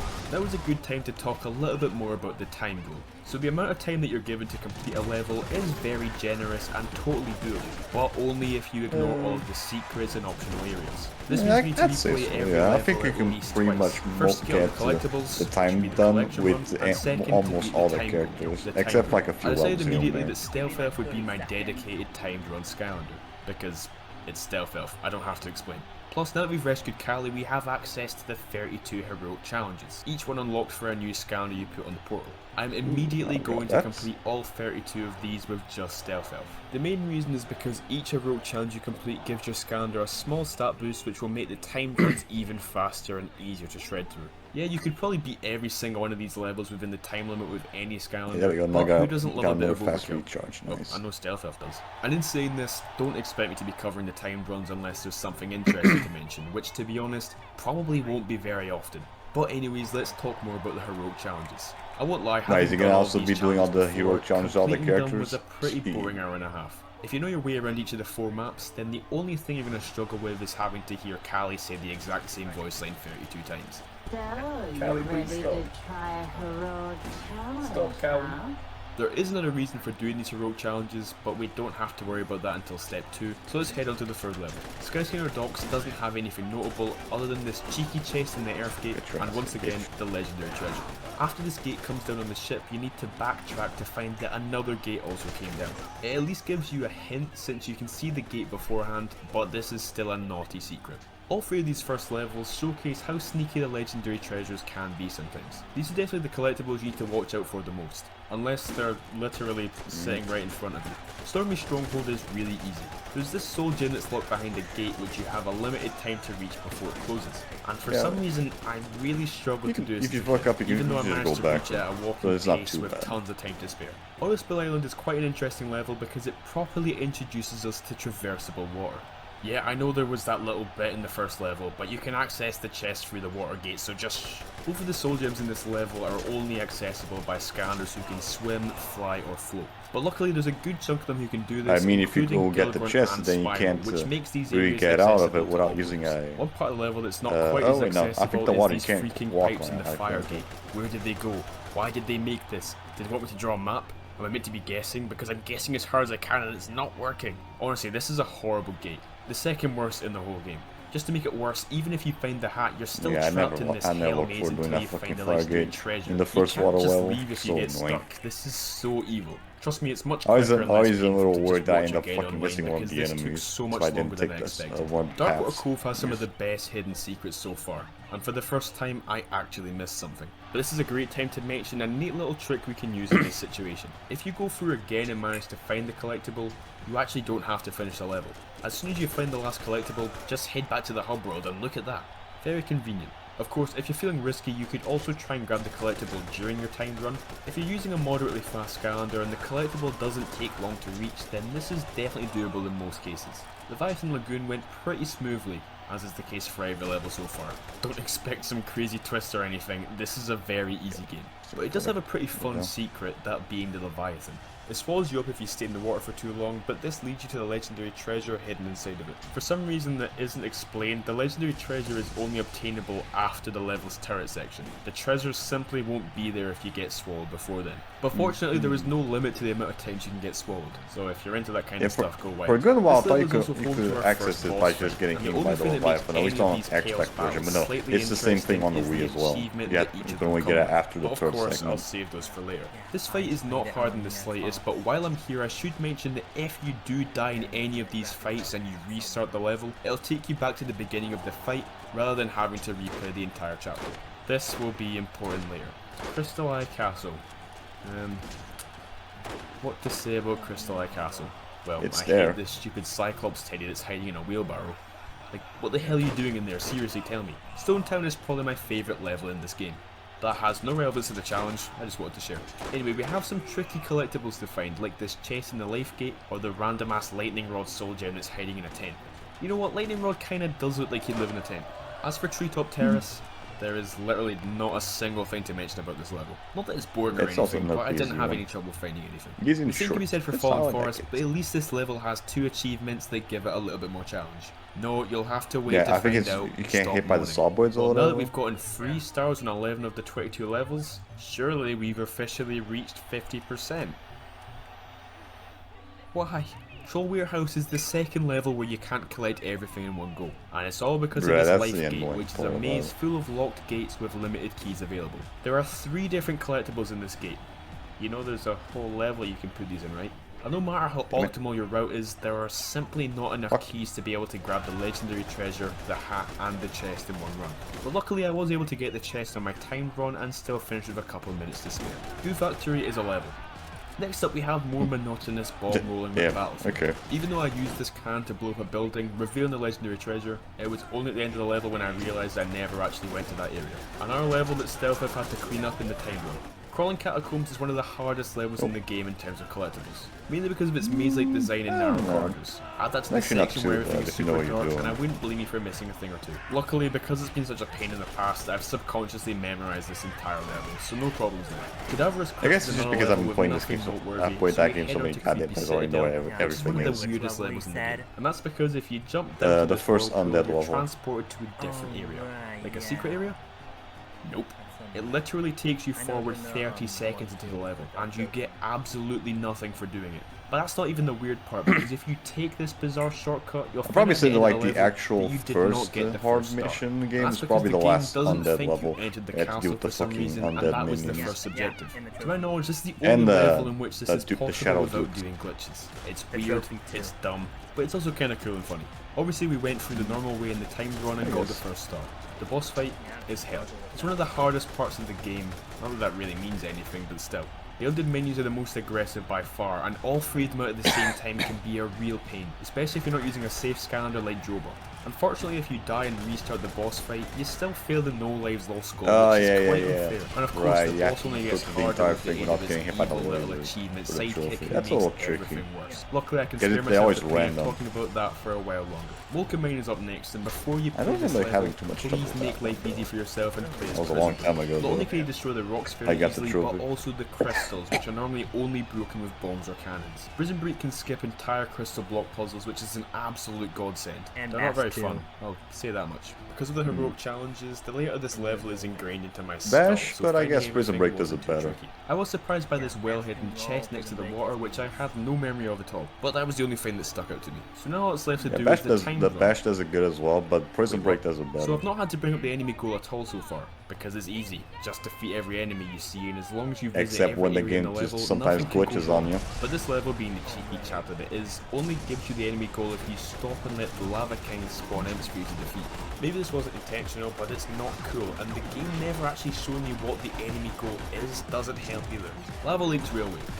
where half of the level is in Moken Mine instead of the lava lakes. This is one of the weakest levels in the game, but luckily I got everything first try, including the enemy goal, thank god. The boss definitely isn't easy, but it's not on the same level as the undead one, so you'll probably be fine there. And now we've reached the home stretch. Only 3 more levels to go, starting with Quicksilver Vault. And this level is the only one that faces us with a genuine issue. The enemy goal strikes again. Moken Mine was a little bit frustrating, but at least there were enemy spawners in that level. There are none of those here, so I ran out of ideas quite fast. It turns out that a lot of other people have had the same problem, and the solution they've come up with is a bit unorthodox. Essentially, we have to kill a bunch of children. Ooh. It was worth it. Time to kill the child. It was worth it. It's dead though, Oh, holy you shit. meant in the game. For once, Sonic Boom's carelessness hold for on. our babies is gonna come in handy because Yeah, it's filled to the brim with shit. At least it's not as bad as like with Square Eye Jack, where it has the whole fucking table filled with shit. Have you seen those videos? you meant in the game. For once, Sonic Boom's carelessness for our babies is We gonna also come did in handy reviews of because the, these little fellas count as enemies when they die, and they are a ticket of all the to getting games out like of a this while mess. ago. Since they don't actually give you the number of enemies you're meant to kill, I suggest sacrificing a few of them every time you get into a big fight just to be safe. If you do this, you'll be good as gold. Or silver, I guess. I managed to get the enemy goal Silver. and finished by the time goal with only seconds to spare. Thank you, brave children. They'll sing songs about you when this is all over. Arcane Armory is next, and this level is a lot simpler than I remember. In fact, it literally only has boy. 2 At areas least of the already Arcane halfway through Concretron this shit. section taking up most of the level. Like, way too much of it. What the hell, it completely ruins the entire level. This is so boring. The last area is filled with collectibles, so make sure you explore Yeah, every that's corner, definitely like my including least the favorite rocky level in area the at whole bottom. game, just because of the first Interestingly, the segment. legendary treasure really requires one of the 4 nothing earth happens in there. scanners that can destroy rocks, and this is the only time the game uses these as an obstacle without being able to use the pickaxe. So anyways, we grab everything along with the Eternal Magic Source, and I couldn't believe it. For the first time in the entire game, I got all 3 stars on a level in one go. And I wasn't even trying speedrun to. that shit, Now dude. all that stands in our way from getting that sweet 100% save file is the final level. The Lair of Chaos isn't a very hard level. This would be anticlimactic, but Spyro's Adventure is the easiest game on the planet, so I guess it makes sense. Right, The and collectibles aren't that ends really also hidden with either. dealing with the worst Instead, version of the level Lair of forces you to pick Chaos. between one collectible and the other, and the one you don't pick becomes blocked off. This Soul-ass would mean we elders have that another level use where we it. have to play twice to get every collectible, if it weren't for the fact that using a second player allows you to grab both rewards. Not that it really matters though, since we'll be going through again for the time run anyway. So after some trivial combat, it is finally time for chaos. The main idea of this boss is combining all of the minions and elemental attacks that we've dealt with in the past and putting them all together. Sometimes the combinations are super easy, but a lot of the time it can be overwhelming, especially if you're not using one of as a your joke best for doing families. this one This would be a character. fun and I always challenging did this fight to with. finish the I game always off did if this it shit weren't with for how Spyro. obnoxiously long it takes. On my first run of the level, this final boss took me 20 minutes to beat. I am not even kidding. The amount of time that's spent dodging the same attack patterns over and over, or watching the guess. same Hydra animation again and again, I or think I constantly also listening to remember chaos, using it some really magic drags things out to an magic stuff unnecessary on it. length. I also No, lost actually, 2 scanners I'd probably during the just fight, use like a which made me fully realise upgraded the biggest Spyro problem when was doing the not final losing any boss. lives. But on my timed run with Stealth Elf, I remembered I have Stealth Elf. With all the stat boosts from heroic challenges, plus some cute bunny ears that make her even more powerful, I absolutely breezed through the fight with no deaths and it only taking 8 minutes this time. Imagine using the most powerful and broken scanner in the entire game and it still takes 8 minutes. Well, that's step 1 officially complete. All 3 stars in all 22 levels, and look at that beautiful save file. 100. Of course, we aren't done There's just still yet. some extra Before we do achievements anything to get. else, we obviously still have 4 expansion pack levels to beat. These aren't the same as the main levels with the same 3-star system and list of things to do and collect, so let's get straight into it, starting with the Empire of Ice. Yeah, This level really doesn't have happened much with me going in on, so Pirate I Sea, thought I would take this with whom time I to used quickly stealth. rant about these 4 levels. They'll have some sort of annoying filler content added in which makes them unbearably slow to play through. Empire of Ice has the infamous wall boss fight, Dragon's Peak has the dragon sections, and worst of all is Pirate Sea, which is not only filled with horrible memory games which you're forced to play and take absolutely ages, but also a stupid pirate ship section which is boring as hell. Darklight Crypt is the one exception, but it also has a 3-minute unskippable cutscene at the Yeah, start I of the level, hate the so beginning it's of not Darklight Crypt exactly because you cannot innocent. fucking skip Actually, that something shit. weird The did beginning happen part. in Empire of Ice, Yes, and it was I know. once again the enemy goal. Not sure if this is another glitch, or if I just missed enemies somewhere, so I just killed some more children and that was that. When it isn't boring me to death with its awful filler content, Pirate Seas is actually a pretty cool level with a nice little town to explore. There's a soul gem hiding over here, a random turret section which awards you with the legendary treasure, and a chest and hat for bouncing over here. It took me a couple of tries to master. There's also a chest in the water, which was a pleasant surprise. It's a simple concept, but I really do like the water mechanics in this game, and it sucks it didn't bring it back in the future. Darklight Crypt is a long ass level. I mean, the time goal is 17 minutes, that says it all. But it's not actually very challenging. The one secret that might catch you off is the hat that becomes available only after defeating the boss at the end. Wait, a hat that isn't a gate? Wait, it's only just registering in my brain that all 4 of these levels have this. Did they just give up with the elemental gates for these last 4 hats? Well, it saves me time, so I won't complain for too long. Lastly, we have Dragon's Peak, the best of the 4 by a decent amount. On my first playthrough, I missed the legendary treasure and I didn't reach the enemy goal. Now, I'm 99% certain that the enemy goal isn't bugged, and I only failed it because the secret area I missed, which is probably the most ridiculously well hidden thing in the game by the way, features some enemies. But because I'm too lazy to play the level and go through all the secret areas again, I just farmed a bunch of chompies at the beginning of the level. And there you have it, the last level completed with 3 stars. We are done. Boom, all 78 chests, 26 story scrolls, 26 legendary treasures, 32 soul gems, and 45 hats acquired, bumping our total stars up to 78. Now there's only really 2 things left for us to do here. Accolades and Winged Sapphires. The accolades are basically the game's achievement system, which, trust me, we're gonna get used to down the line. The 19 accolades in this game are pretty straightforward, and I've grouped them into a few different types for maximum simplicity.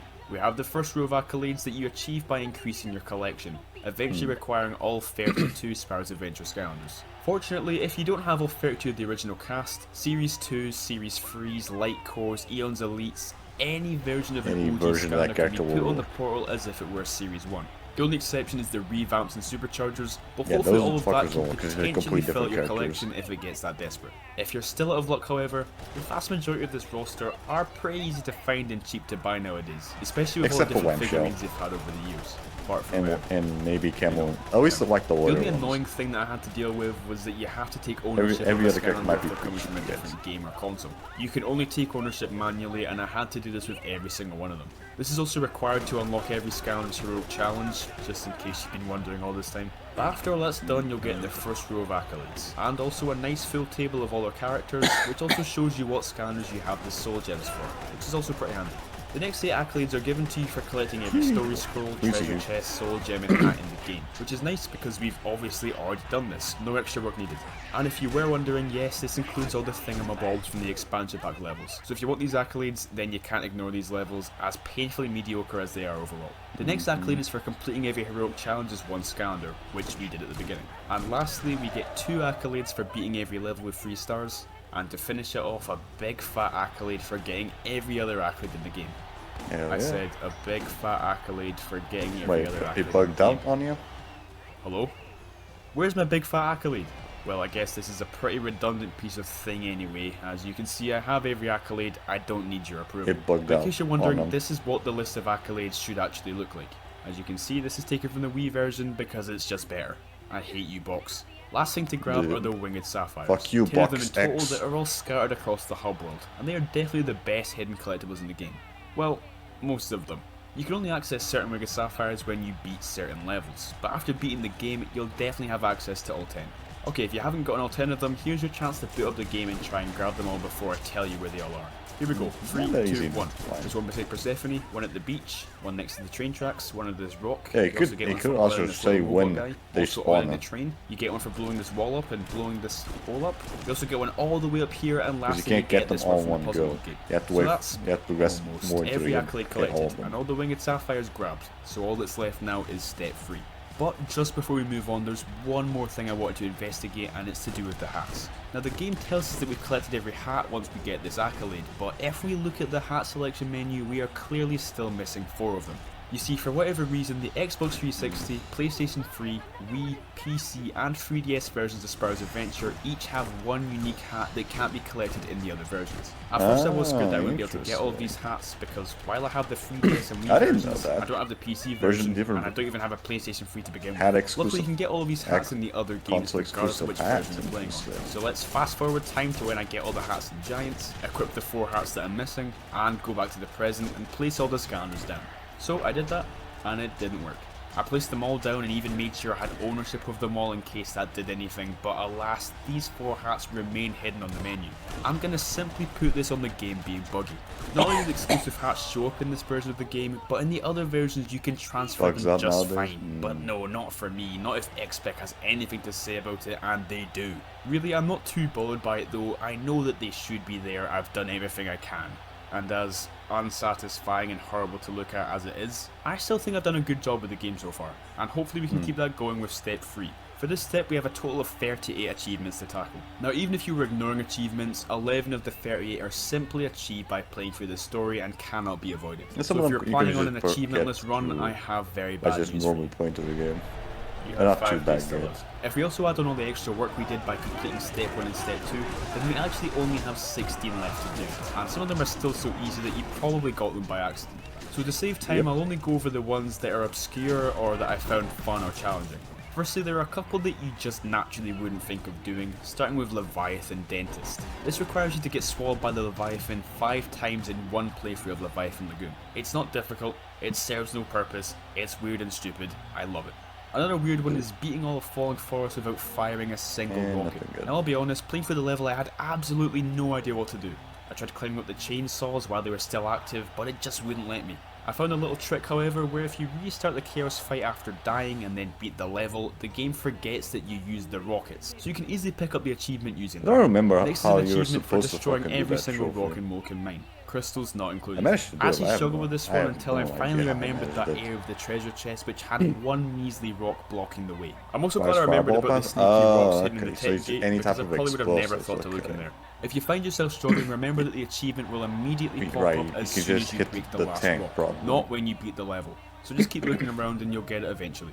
Well, I think I've stalled enough. It's time to talk about the dreaded Chaos Fight achievements. One for each You of only the have 5 to use one encounters. character. The water fight is actually pretty easy.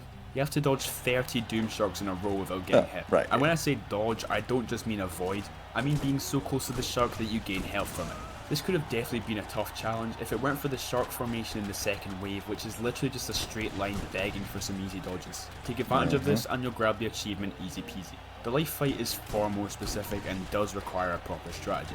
You have to defeat the evil Stump Smash while at least 5 seeds are rolling around in the arena. The easiest way to beat this that I found is to get him really low on health and simply finish him off after he's picked up enough seeds. It isn't easy though. Getting hit by the acorns When I when they did disappear, the not to trophies for that mention game, I think I accidentally remember destroying them with the paying attacks. attention to So the just be miscellaneous patient and shit. careful. That's right. Next up Wow, is the that worst was one for sure. lone I've already been one. open about the undead fight being tough. I didn't but manage this to get adds the a laser whole one new done layer to that. at the You same have to get time, through though. the I whole had to thing without replay being it hit to by get a it. single laser. The laser sections have a couple of patterns that you pretty much need to memorize in order to get through safely, but that's not the problem here. The problem is the final part of the fight where all 3 minions attack you at once and soon enough lasers get thrown into the mix. With some attacks pushing you back, it's almost impossible to guarantee safety from the lasers when the minions are there, so you need to chip away at their health as quickly as possible before it becomes nearly unbeatable. Ooh, Definitely go nice for shot. Chop Chop first and deal with the others soon after, and pray to Glumshanks you manage to get through in one piece. Good luck, that's all I can Piece. say really. The fire achievement is One pretty goofy to be Piece. honest. You need to defeat all of the minions using only Gilgrunt's secondary move. All I can say is Well, if you that's easy have enough. a Gilgrunt on the hose path, now is the time to use them. I do not. He's using a I Gilgrunt won't with the sugarcoat top, it. with the The only fucking reason I managed to get this achievement is because I had Anchor's an path? army of Come 4 on, Gilgrunts, dude. and even then I Really? lost them all in the first attempt. But after getting used to the minions' attack patterns, I started to do a bit better. And Man, for the that's- last boss that's achievement, just we a simply shit. need to beat the final fight without It's not switching bad, it's skills. just And I the already other one's showed way how I did better. this earlier, so not much point basking in Stealth F's glory more than we already have. There is only one more achievement that I feel is worth talking about, and it's one that should be an absolute breeze to unlock, but ended up nearly costing me everything, and I wish that was an over. Is it you have to get to like level Unlock 10 with every a upgrade character, with but it one doesn't Skylander. work But if this you have single like achievement has caused Skylander fans so much pain it may as well be a torture method. For reasons that I won't even try to explain, Yeah, you have if you to, like, place in a Skylander that comes from a immediately different start game, to- this achievement goes into self-destruct mode and becomes completely impossible to unlock for that player. Yeah, regardless ownership of the doesn't save work. file. You have Several to different methods reset. been You have to shared, do a but full none of reset them of a worked. character for the, I was on the the trophy brink to of pop total them. and That's what utter I defeat did. when I finally found one last trick that could save me from this nightmare, and it was a little bit odd to say the least. The first thing you have to do is banish your save file to the flaming pits of hell. Or just copy it onto a USB, that's probably the better option. Either way, you need to play on a fresh, reset game. Next, play through the game until you reach Persephone and purchase the Scalander's final upgrade, which for some reason cannot be their soul gem. I don't know why, stop asking me questions, I'm not smart. And good god, it actually worked. Now just pop the USB back in and put all the save data back, and there you go. I want to give a massive shout out to Achievement Tips 360 for blessing me and several others with this trick. Even though they probably won't see this because they haven't posted a video in over a decade, but that's not my problem. Okay, everything I can possibly do in this game has been done, and overall this is only scratching the surface of what the later games there's are no going to have in store platinum for us. or Spyro's anything Adventure similar was to definitely that our in warm-up game, Xbox. and while some of the achievements were annoying, You'll get overall like fully completing this game was a exclusive pretty trophy for by the getting all books of them. experience. It was still a That good kind of time sucked, though, but and its whatever. simplicity made it stress-free for the most part. Let's waste no more time and really start the challenge with Scalander's Giants. There we go, Giants is Giants. going to be a massive step up in difficulty for a few reasons. Firstly, with more Yep, explorative definitely. and open Nightmare level mode. designs, the collectibles are hidden way better than Spyro's Adventure, and there are also more things to collect in general. Also, despite having less levels, there is much more content to complete, including arena battles, more heroic challenges, more accolades, and the Sky Stones. Ah, he's playing on some Oh god, Xbox, the Sky okay. Stones. That's But probably why I've the saved game the looks most a little- important a change little for bit last, and different. that is the Nightmare mode, which is of course the bonus difficulty unlocked after you beat the game, which increases enemy health, damage, and aggressiveness in general. And we have to 100% complete the game on this difficulty. The only reason we have to do this is because of one pathetic hat. For beating Giants on And the Nightmare mode, trophy. we get a hat and an achievement. Now the achievement is no problem. If it was just the Yeah. achievement, we could 100% the game on one of the other difficulties and then play through Nightmare mode on a separate save file. But no, the hat you get for beating Nightmare mode specifically cannot be transferred over to your normal save file. If you wear the hat and then switch over to a different save file, the hat will be on the Scalander's head, but it won't appear in your hat collection. So because of that, we have to do all of this already challenging stuff on the Nightmare mode that caused me the most deaths out of I got every fucking game coordinates, last time damn I it. played it. Yippee! To get an 100% save file, you still only have to get 3 stars on every level, and the 3 stars remain pretty much the same. There's still the time goal, enemy goal, no deaths goal, and so on. But for the collectibles, we have some changes. Each level now has a winged sapphire instead of being exclusive to the hub world. Despite that, there are still some lying around the dread yacht too, but we'll talk about those later. The legendary treasures are back, but now they are ship parts which you can use to customize the dread yacht. I always thought this was a really cool feature. And a collectible that's new to Giants is the Lucky Wheels. These can be put into a machine to give your Scalander certain buffs, like more damage or increased XP gain. There's one in each level and they come in 4 different types, but the only wheels that I feel are essential are the ones that increase the amount of money you collect, because heads up, you're going to be spending so much money buying hats, the charms, red and one's Sky also Stones very that you'll helpful. have nightmares about Oryx I for the prefer rest pulling of the your red life. ones, With but step the 2, wolf we is have a good good enough, bit too. more to do this time. The accolades have returned with 23 Because of not them only to do get they this time, increase and they critical are a hit, bit but more they also demanding. give There's you still the easy ones that we'll get extra just by completing elemental step damage 1, outside but of there are some that elemental some zones. players might struggle with. We also have 21 different arena challenges to tackle, and 8 charms, 85 hats, and 80 Sky Stones to collect. And of course we'll have the achievements to do in step 3. But with all that covered, let's get started. Of course, the first thing to do is beat the game to unlock Nightmare mode in the first place. And I just blazed for everything on easy mode with Stealth Elf, nothing to talk about there. Now the actual challenge begins. Time of the Giants is our intro level, and its main purpose is to showcase all of the cool things that the Giants can do. This includes picking up and throwing boulders or other obstacles, smashing through the ground to reveal secrets, breaking walls that normally require a bomb, and lastly, completing feats of strength scattered throughout the game. Now with that stuff aside, I did not expect it to be such a brutal hidden collectible in the first level, but the Lucky Wheel is ridiculously cryptic. The cycle repeats itself, I suppose. You need to lift this boulder to go through this little passage to re-enter the Chompy Pit, but then you have to do that again and beat the Chompy Pit for a 3rd time. I and guess only there then is a will the little bit wheel of a appear in front of hint you. with the What the hell Chompy is this secret? being on top This of the seems like cliff, the kind of but thing that the yeah, developers besides would that's put in fair. as a silly little Easter egg It for is kids very to discover. cryptic to Not for figure an it out. actual Then also collectible the that source is code that required kinda for hints 3 it. stars. It's had it There is too. really no possible way that you could figure this out just by playing through the game, unless you read the story scroll in the next level. A really cool detail of the story scrolls in Giants is that each one gives you a hint to a secret in a different level, but I was definitely too dumb to even realise this when I was a kid. I probably couldn't even read by then. Well, after we grabbed this Lucky Wheel, there was nothing left to stop us, and the time run was a breeze, so I got my first 3-star level. Now we move on to Junkyard Isles. My main advice for this level, and for all levels I guess, is to check around the edges for secret drops. These happen quite frequently, and I very nearly missed both of the elemental gates because of this. But just when I thought I'd gotten through all the level's tricks, it turns out that there's a Locotron wheel hidden in this windmill that I did not find, but because the wheel's at the very end of the level and it doesn't take long to get, I just grabbed it on my time run. On the topic of missing collectibles, just like in Sparrow's Adventure, as soon as you collect something, it's automatically ticked off the list, meaning we actually don't have to beat the rest of the level past that point, but it's definitely still best to try and be as thorough as possible on your first run to save you the time. How could I forget that we also get reunited with Auric in this level, everyone's favourite monocle wearing NPC. I can't really think of any other monocle-wearing NPCs, but you get the point. You'll find Auric in his little corner of the Dread Yacht, where you can buy sky stones, hats, and other weird trinkets from him. From now on, you'll also find him hidden in every level, where he'll have exclusive items for you to buy. So it's important that you keep a lookout for him for the rest of the playthrough. Now that we're on the Dread Yacht, we have access to the heroic challenges. And yes, just like last time, there's an accolade for beating 32 of them with a single Skylander. That's kinda dumb, since we've already completed the 32 challenges from the first game of Stealth Elf, so as soon as we take ownership over, we immediately get this accolade. Like the darkness are way darker the compared heroic to challenges PC. Or as just, Adventure, probably just I my suggest capture you card do that so, shows because in this game you can only access the older heroic challenges with the Series 2 Skylanders. But the Compared to Sparrow's contrast, Adventure, yeah, there we where go, the you can contrast use is any a little version of the awful. Skylander to unlock the challenge, and it's obvious which one makes more sense. Unless you actually want to buy all 24 reposes, which I'm guessing you don't.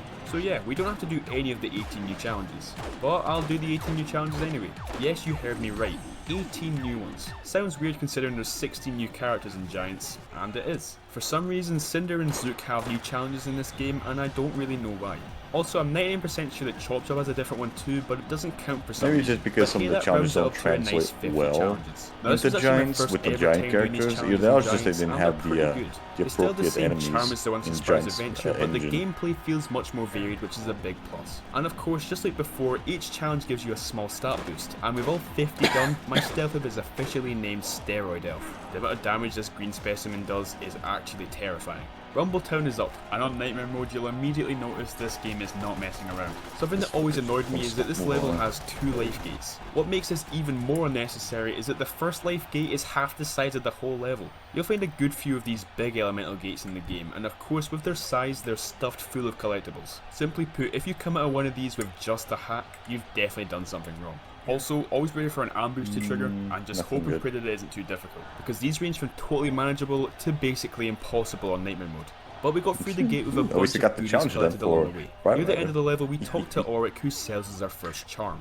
There are areas to collect and each one gives you a different helpful power-up. We got quite lucky with this one because it's only 400 gold, but later on these are going to drain me of all my hard-earned cash, so just make sure you're saving up as much gold as possible for when the time comes. Just when I thought I'd bested all the secrets, it turns out that I missed one at the beginning of the level. I was scared to try and get this collectible in the timed run, but I figured it wasn't far out of the way so it wouldn't take up too much time. Well, that aged like milk. In hindsight, I should have just grabbed the collectible and restarted the level, especially since the secret was right at the beginning. But the third time through I slashed through all the draw and got 3 stars. It wasn't very graceful, but Rumbletown is done. Cutthroat Carnival is a pretty fun level. It introduces us to a very important aspect of this game's completion, the Sky Stones. So you may be wondering, how is a quick little board game such a big deal? It depends on the every time type you of beat an fun you're NPC, they reward you with a looking for, Sky because Stone, getting all the which Sky of course Stones you can could be add to your quite deck and tedious. use. Only problem is there are 80 of these to collect. Well, technically there's 81, but one of them can only be used by NPCs for some reason. Anyways, that's a lot.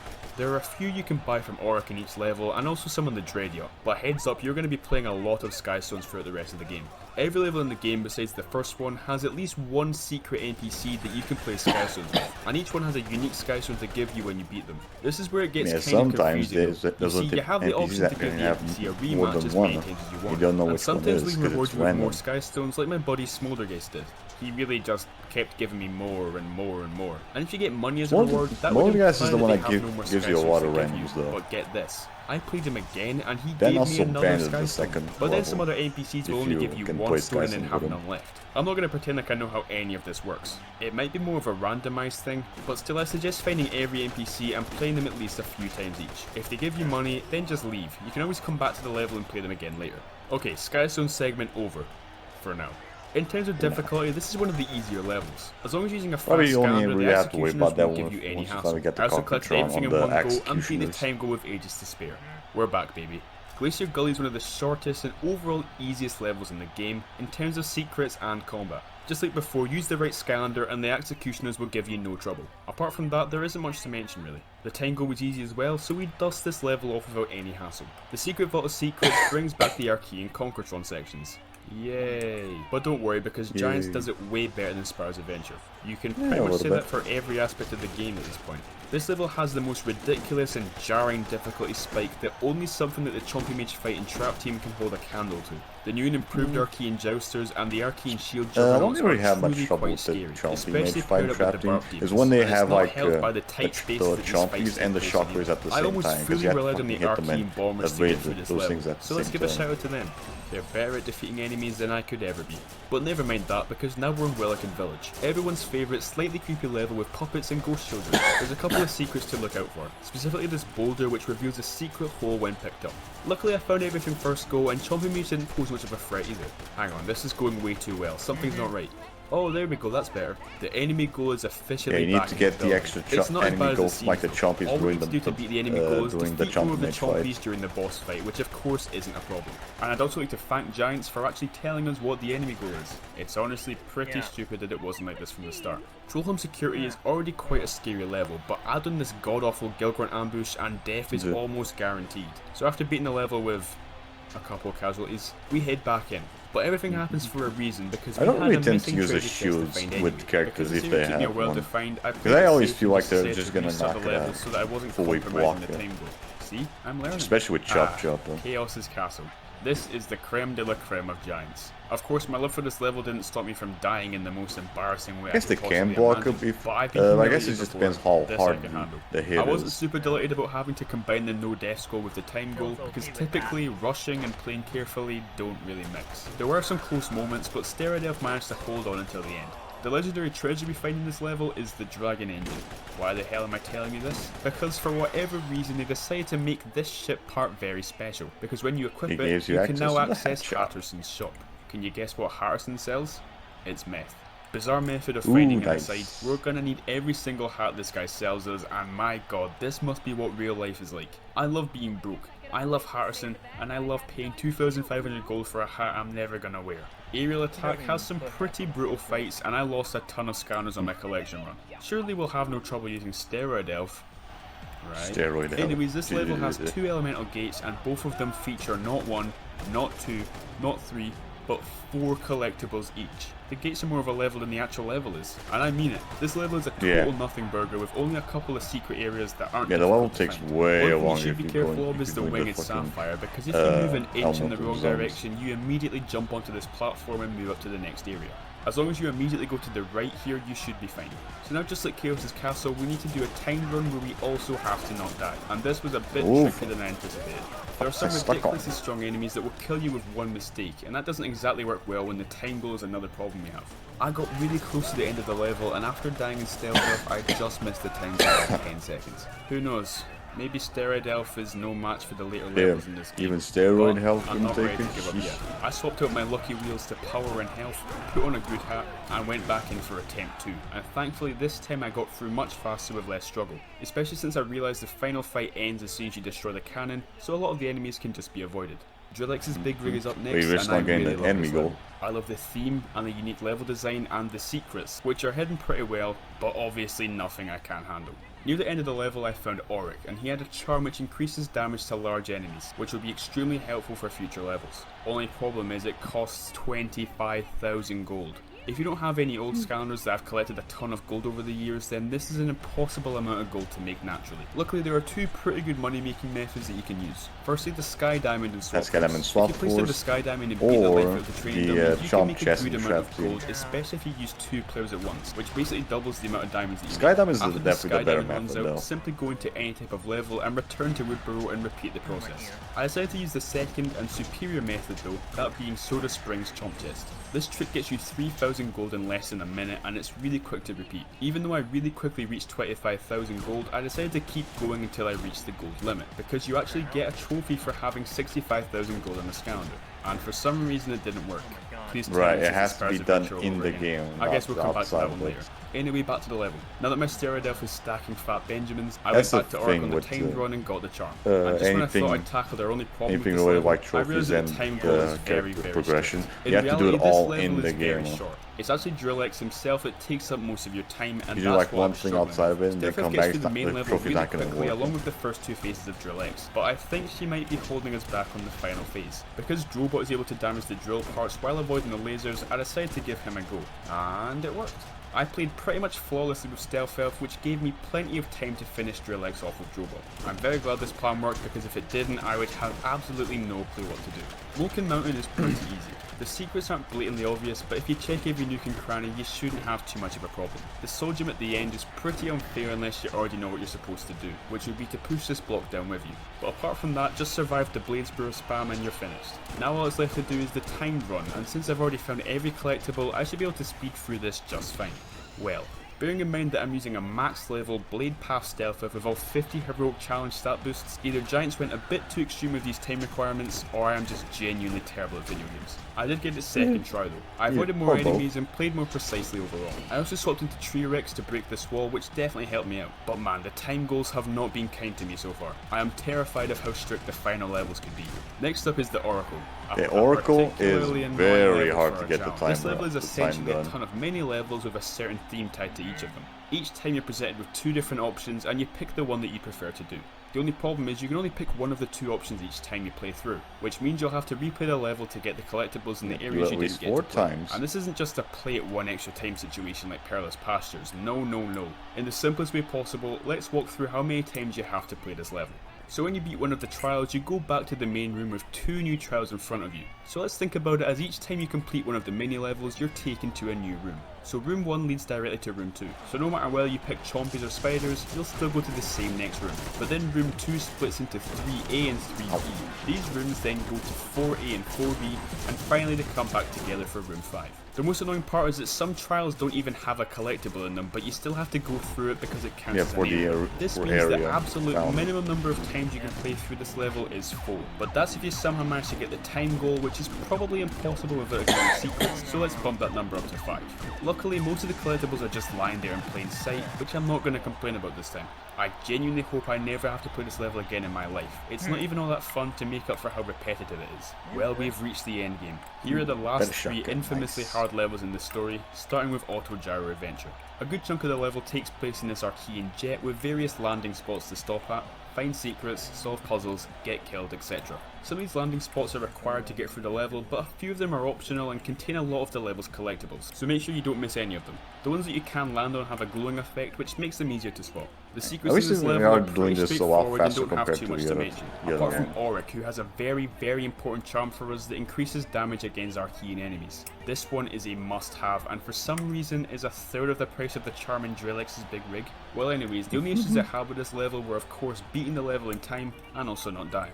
This is what I'm up against. After my first timed run attempt, I realised how difficult it would be to try and beat the time goal whilst also being extra careful not to die. So I finally have to introduce the no deaths run so that I can actually take my time in big fights. It was also during this no deaths run that I realised how many enemies can just be avoided. So with this new valuable knowledge, along with some patience, and maybe a tiny bit of luck, I got through the whole level with only Steroid Elf. And after a couple of attempts, I beat the time goal as well. Unfortunately, Auto Gyro Adventure was just a teaser for what's coming up next. Let's move on to the Lost City of Hearts. Well, I say that, but I feel like this level is slightly easier than Auto Gyro Adventure, simply because the fight areas are a bit more spacious. But don't be fooled, this is also a very hard level that caused me several deaths, mainly from this god-awful fire gate. And also this is probably the hardest fight in the entire middle. game, I won't lie to you. Did that attack just do 740 damage? That's not even the worst of it. Wait until you have to deal with the final boss. I don't want to talk about it. Anyways, I feel like the collectibles have been overshadowed by the fights, but this level has some pretty cool secrets. There are 2 pretty well hidden holes you need to fall down, one of which I completely missed because you push this block over it. I also found out that it is in fact possible to dodge the massive barrel of misery by just walking. Your sacrifice from years ago was apparently worth nothing, hot dog. Oh well. Just like before, the no deaths run and the timed run being separated was definitely required. With the Archean charm, the annoying enemies like duelists and snipers go down super easily, but the not getting hit part is the big problem, especially when you're outnumbered like crazy. Fortunately, Stealth Elf made it to the end in one piece. Damn it. The timed run on the other hand gave me issues, but instead of changing my strategy, I just kept going trying to optimise my time as best as possible, and after a few attempts I did manage to beat him. Give me those fireworks. No, I don't deserve these fireworks, take them back. We've got a chaos to bring order to. The final level is pretty short and has almost no danger compared to the last 2 levels. Yeah, this was a very generous level for once. All the secrets were found first try and all of my scanners were still alive. So after our last hour shopping spree, it was time to face Robo Chaos. This is a simple fight, but it's still really good fun. Is it maybe a tiny bit too short and a tiny bit too easy compared to the rest of the game? Yes, but I'll take that any day of the week over what we had to deal with in Sparrow's Adventure. I did end up dying, but that's because I was prioritizing the enemies over Chaos himself. I learned that if you focus on damaging Chaos and simply avoid the enemies, then you'll get through the fight even faster and without as much hassle. So just like that, Steroid Elf has single-handedly destroyed Scalander's Giants. Good job, mate. Well, that's the story mode completed. All 48 stars from all 16 levels, giving us a beautiful 100% What about save the adventure Oh, and don't forget packs, about that dude? stupid hat. The only reason we had to go through Nightmare mode. I wish I could say that it's worth it. But it's a hat. Okay, time for step 2. There we which go. means we have to beat all 4 of these expansion pack levels another 2 times each. Great. The levels are practically identical to last time, and if you don't remember, I thought they were some pretty stuff like mediocre apart slightly from different Dragon's for the Peak. Giants. So having to play them all again twice is not exactly what I was hoping for. I decided to just blaze through them all with Steroid Elf, and can you blame me? Of course you can.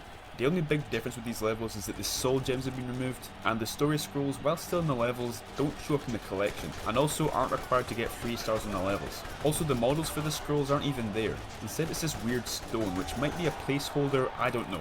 Either way, it's weird and they have no value. There also aren't any Locotron wheels or legendary treasures, which means the only things we have to find are the hats and the treasure chests. Obviously, I've been through these already, so getting everything wasn't difficult. I was extremely disappointed to see that they hadn't replaced the card matching minigame with Sky Stones in Pirate Seas, a massively wasted opportunity. But apart from that, there's nothing else to say. Okay, now we're done with the levels, so on to the accolades. It would be cool Just to like in Sparrow's replace Adventure, it we with can Sky tick Stone quite a lot of stuff. these off immediately, but there are still some left. Get some for us like to do. exclusive Starting Sky with the Stones first from bunch of that shit. accolades, That'd which be are kinda all to cool. do with increasing your collection. These were the only ones that I was really scared of because they eventually require adding 40 orange base scanners to your collection. Now, I won't Stop sugarcoat moving it, around, 40 asshole. is a Get big over it. number, especially considering there are only 16 new scanners in the Giants roster. The rest are just reposes or light cores of scanners from the first game, which I don't really think are worth getting if you already have the original cast. However, there are some tricks you can use to make the most of the figurines you already have. Similar to the trick we used in Sparrow's Adventure, any Series 2 or 3 characters that are originally from Giants will count as being orange based. The weird thing is the game recognises that these figurines are not from Giants, which is why you might have noticed some of your scanners with special next to their name. This does not put an end to our little trick. In fact, it actually allows us to use a brand new trick.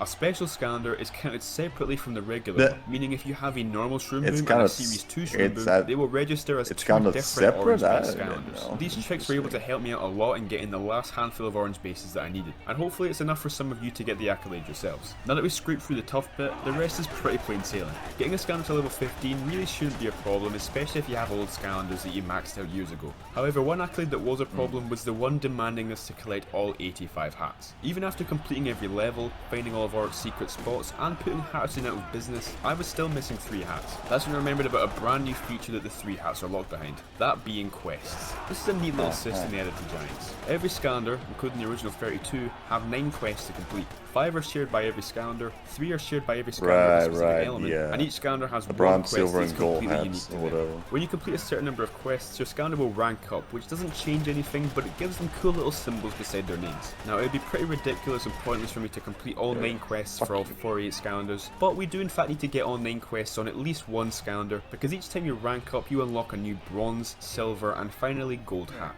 Plus, some of these quests are just stupid, so I think fully completing them for one scanner does the job fine. Steroid Elf seems like the best candidate due to the ridiculous amount of time I've spent playing as him. This meant that a good few of the quests Although were you already also have to do completed, so it PvP didn't with take that. long to get the silver You and know all gold that top hats, goes. giving It's us easy all enough to 85 do hats once in you our know the collection. trick, huh? Next up is the accolade for beating the 21 arena battles. There are 3 different arenas to complete, each having 7 challenges, which I think is a little bit too much, especially since some challenges are repeated in other arenas. They are still decent fun though. I just wish there was a bit more variety. These were surprisingly easy though, bearing in mind that we're still in Nightmare mode, but at the end of that we have our accolade all along with a except the cute ones little we have to achievement. protect the And fucking we cake. unlock a Those are charm always from the final those challenge are for always each arena, pains in the which ass. gives us the last 3 that we needed. Having all 8 charms would have been pretty helpful when going through Auto Gyro Adventure, but no point dwelling on it now. Guys, Actually, no, I do find the very good news. cake protect Big shit fat way accolade harder. for getting every other accolade is back, and it actually works in this game. The world rejoices. So with all 23 accolades achieved, there are only 2 different things we have left to do before step 3. Firstly, the winged sapphires lying around the Dreadyacht. There's 4 of these to collect, and they're not hard to find considering the size of the ship, but you have one next to Flynn, one in the games room, one on the crow's nest, and lastly, one on the crane deck. And for the final thing standing in our way, well, I hope you didn't forget about our good friend, the Sky Stones. Yep, we still have a handful of these stones to find. And the only thing I could really think to do is to go back to Junkyard Isles or Rumbletown to find the Sky Stones NPCs that we haven't played yet. And we're not off to a great start since Bert here is absolutely refusing to give us more than one stone. I played them again and again and again, absolutely nothing. Yeah, my rule of thumb is stones for us, if after like 5 rounds doesn't give you anything, he's just I remembered not something going to give which you was anything. incredibly important, and that was the ghost in the undead gate who you can play Sky Stones with. And he gave me 2 Sky Stones. Shout out to Spooky, what a legend. Now I only need 7 stones from Quigley, which definitely seems like too much. I just hope Spooky was the only NPC I forgot about. So it's Quigley time. This guy is the best Sky Stones NPC in the game, so I'm expecting some pretty good rewards for beating him. 1 stone. Executioner, yeah, that's a really good one. Well, next I did what anyone would do in my situation, and asked Serbian Skylands, the Skystones guru, what to do. And he said to stock up on Skystone cheats, which you can get from Auric and Glacier Gully, and simply bully Bert until they coughed up the remaining 6 Skystones. So I did that, and 6 Skystones went to 5, and 5 to 4, until I finally got my last Skystone. Welcome to the club, Archie and Jouster 5. Good to have you here. And just like that, we have all 80 Skystones, and step 2 is officially complete. Sorry Bert, but I had to do what I had to do. Step 3 is here, so it's achievement time. You get an achievement for simply completing each level in the game, but each level also has an additional trophy, and some of these did give me a hard time. The Vault of Secrets has a pretty tough achievement where we need to destroy every arcane jet and all the very hard to fucking hit all the. You need to really focus for this one because the arcane jets do not stay on screen for long before disappearing. So memorizing when and where they appear during the Concretron segments is very important. I also recommend using a life scanner for this, as the watermelon projectiles have the biggest hitboxes by far. I recommend either air or tech, just because they have a ton of them. But I really better wasn't rapid sure how I fire. didn't get this achievement on my collection run because I don't remember missing any of them out. But now I'm pretty sure it's because of Ericsson here, who runs away if you don't talk to him before the enemies arrive. Very cheeky of you. Autogyro Adventures achievement requires you to grab all 16 speed boosts during the jet sections. It may take a few tries to memorize where the speed boosts are placed, but bear in mind how many times I had to replay this level during step 1. So I got all the practice that I needed. Remember how I somehow wasn't awarded the trophy for having the maximum amount of gold on one scanner? Well, I realised that you have to reach 65,000 gold while playing Giants. You can't just put a scanner into the game that already has 65,000 gold. Just from playing the rest of the game, Stereodeath was already really close to the max amount of gold, and ironically the totally unwanted gold that I got from playing Skystones was actually what earned me the last amount of money I needed to get this achievement. And that was our 45th and final achievement, completely completing Scander's Giants. You know, while the game itself took a massive step up in difficulty, that was only really in step 1. Everything else was pretty much just as simple as Spyro's Adventure, which I was very surprised by. Plus, we got everything this time because Giants on the Xbox 360 actually works properly. 3 cheers for Giants. I suddenly feel immense dread for the next game. Wait, you can't even get all the trophies. Swap Force time. I won't lie, I'm feeling pretty good about this one. After all, it is known to be my favourite Skylanders game. Nice. Whether that is still true nowadays, I'm honestly not sure, especially after how much fun I had completing Giants. Maybe 100% in this game will give me the answer to whether this is truly my favourite or not. Even though the leap from Giants to Swap Force is a huge one, our structure is still the same. It does take longer, we get though. 3 stars on all 19 levels, including the 2 expansion packs. Now I know there's only 14 levels in Swap Force, but strangely the 5 big bosses of the game have their own 3 stars, so technically they're considered as unique chapters, so that gives us a target of 57 stars. The 3-star system has stayed pretty similar. We have the objective star, nothing different there, but as I mentioned back in Spyro's Adventure, they changed the completion star to the Dare star, Gravel. It is just the same star with a different name though, because we still have the classics like the enemy goal and the no lives lost requirement, but no time goal for this one. Wow, that's actually that's for refreshing. later. Thank you, Swap Force. You know, as long as there isn't a side mode which is just a replacement for the time goal, but you wouldn't do that, right? And lastly, the collection star has all the collectibles we know and love, so nothing to mention there. However, something we need to talk about are the swap zones. There are 3 of these to complete in each level, and they can only be accessed with the bottom halves of certain swappers. Once you beat one of these swap zones, you're rewarded with a hat box, but these aren't your average hat boxes, oh no. These hat boxes aren't really hat boxes because there's now 4 different collectibles you can find in them, and that goes for the hat boxes in the elemental gates too. But yes, I'm still calling them hat boxes because I simply can't call them anything else. They can give you legendary treasures, wicked sapphires, bonus mission maps, and can you believe it, they also give you hats. The only newcomer of those 4 are the mission maps, which are essentially heroic challenges, but they are unlocked behind specific Skylanders. So you might be thinking, if there's no longer legendary treasures or winged sapphires to collect in the actual levels, then what the hell is there to collect? Well, we've still got the classic treasure chests, story scrolls, and soul gems, but new to the game is the drum roll please. Random sets of objects. Yeah, it's a weird one. Right. Essentially, each level has a set of different themed items to find, just like your other collectibles. Some of these are pretty wacky and charming. I do have a soft spot for them, even though they don't do anything special. However, I'm not a massive fan of this collectible being in the Dares star. You know, because it's a collectible. We were this close to having a perfect 3-star system, guys. This close. Also, how could I forget that we need to play on Nightmare mode for the same reason as before? I just love Nightmare exclusive hats, don't you? But with all that said, let's get right into you might as well the just game fucking While do nothing a is speed really run hard to on find, hard, and even then the just first level do shows worry me about the 100% brains on turned that. on and our eyes peeled for secret paths and caves. The level also introduces us to giant chests that only giants can unlock. You don't actually need and to there's open an these to aquatic get 3 stars exclusive on a level, for you but to you can get still all get them those whenever you fuckers. see one because we'll need them for something later. We also get our first free swap zones. Yay. For now, all we need to do is simply get through them. The red gems are completely optional and just give you extra gold. Like I said earlier, completing the swap zones gives you a hat box and therefore the same reward system as the elemental gates. Unfortunately, we're going to have to play every single one of these again in step 2, so I won't go into detail on them until then. Cascade Glade also keeps up the difficulty as the secret areas tend to blend into the level's background. Make sure you're paying attention to gaps in the walls since a good chunk of the collectibles are hidden like this. Also be careful for secret moving platforms in the cave sections and you'll be all set for 3 stars. Before we move on to the next level, we have to help Tuck rebuild his shop. Do it yourself, you lazy schmuck. Actually, I should be nice to this guy because he has a bunch of hats, mission maps and legendary treasures and we need to buy them all. Open up your wallets because this is going to be a big spend. Mudwater Hollow is next, and while the fishing sucks and the raft sections overstay their welcome, this is still a fun chapter with a little town to explore which I always love.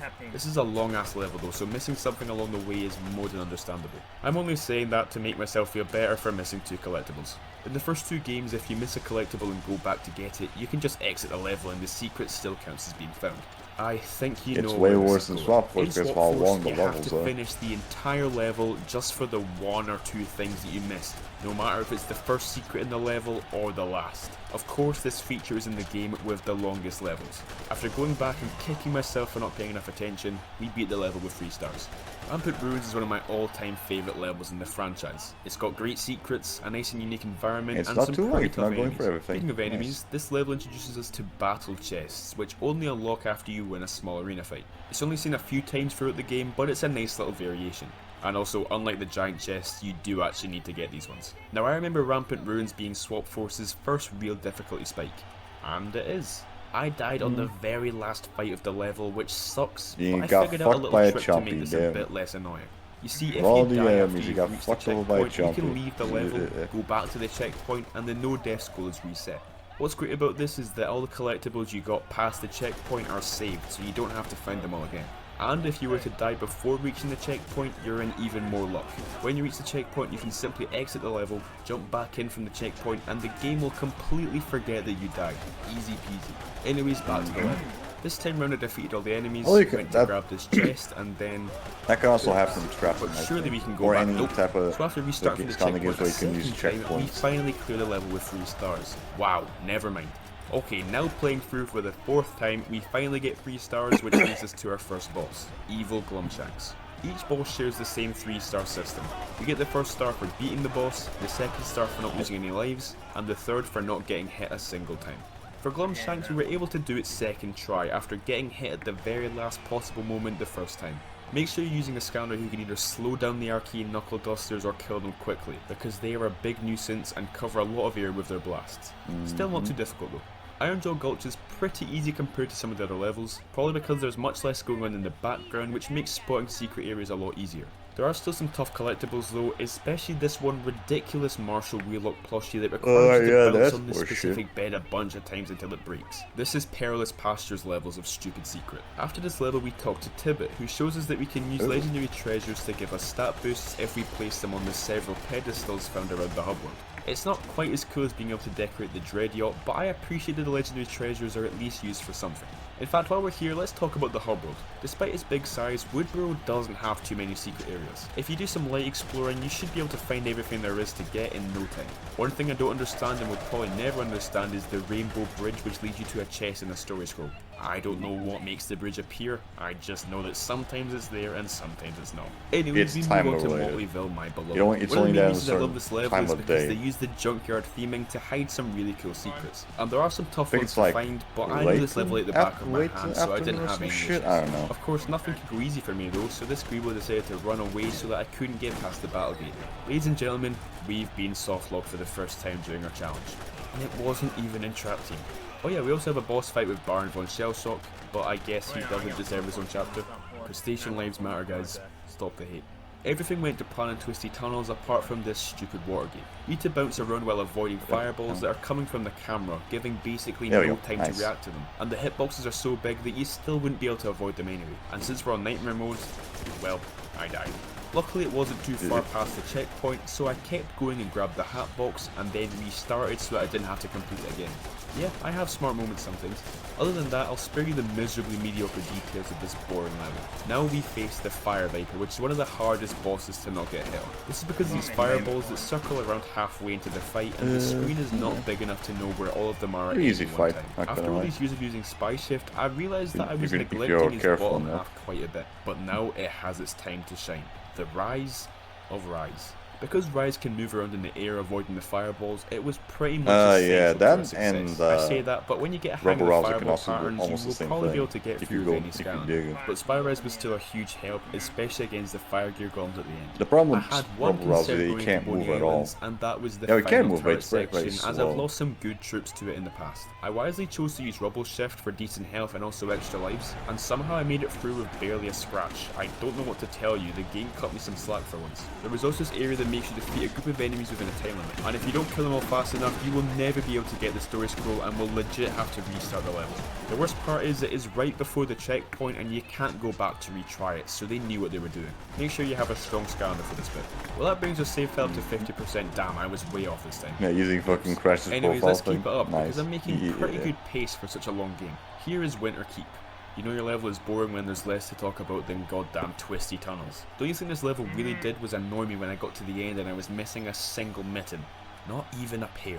By this point, it was really tiresome to have to restart levels for a single thing I was missing. I totally respect the secrets being difficult in this game, but not when it forces me to play through 15 to 20 minutes of a level I just did. And this is with Spy Shift as well, one of the strongest and fastest combos in the game. But I sucked it up eventually and headed back in for this stupid handsock.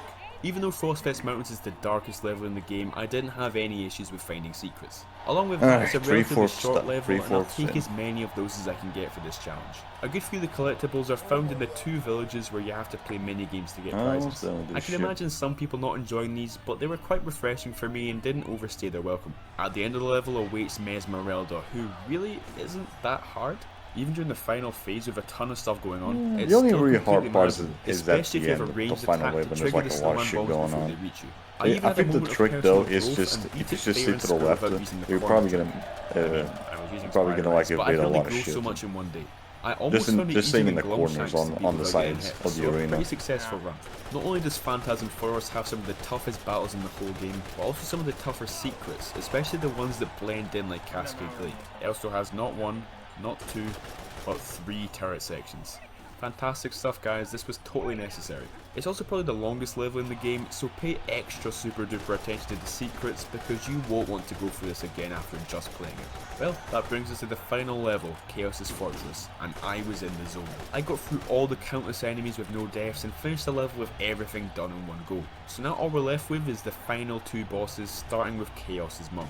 Now I knew not dying wouldn't be too much of an issue, but not getting hit would be a real endurance test with how damn long this boss is. It is essentially an evilized enemy gauntlet, and it is pretty tough with the amount of things going on at once. Just when I was about to reach for Spy Shift, I thought to myself, am I boring? So to prove that I'm not relying on one broken combo, I'm using a different broken combo this time. Doom is probably the most underrated top half in the entire game. His shield can protect him from virtually anything Doom's done this that pretty stands bustle in his way. with his He can shield. block attacks from above him, which doesn't even make sense. As long as you keep the shield up and facing the right way, you are practically untouchable. And as we said before, Rise deserves some more of the spotlight. Yeah, I and he can really escape like from playing sticky Doom still when I situations.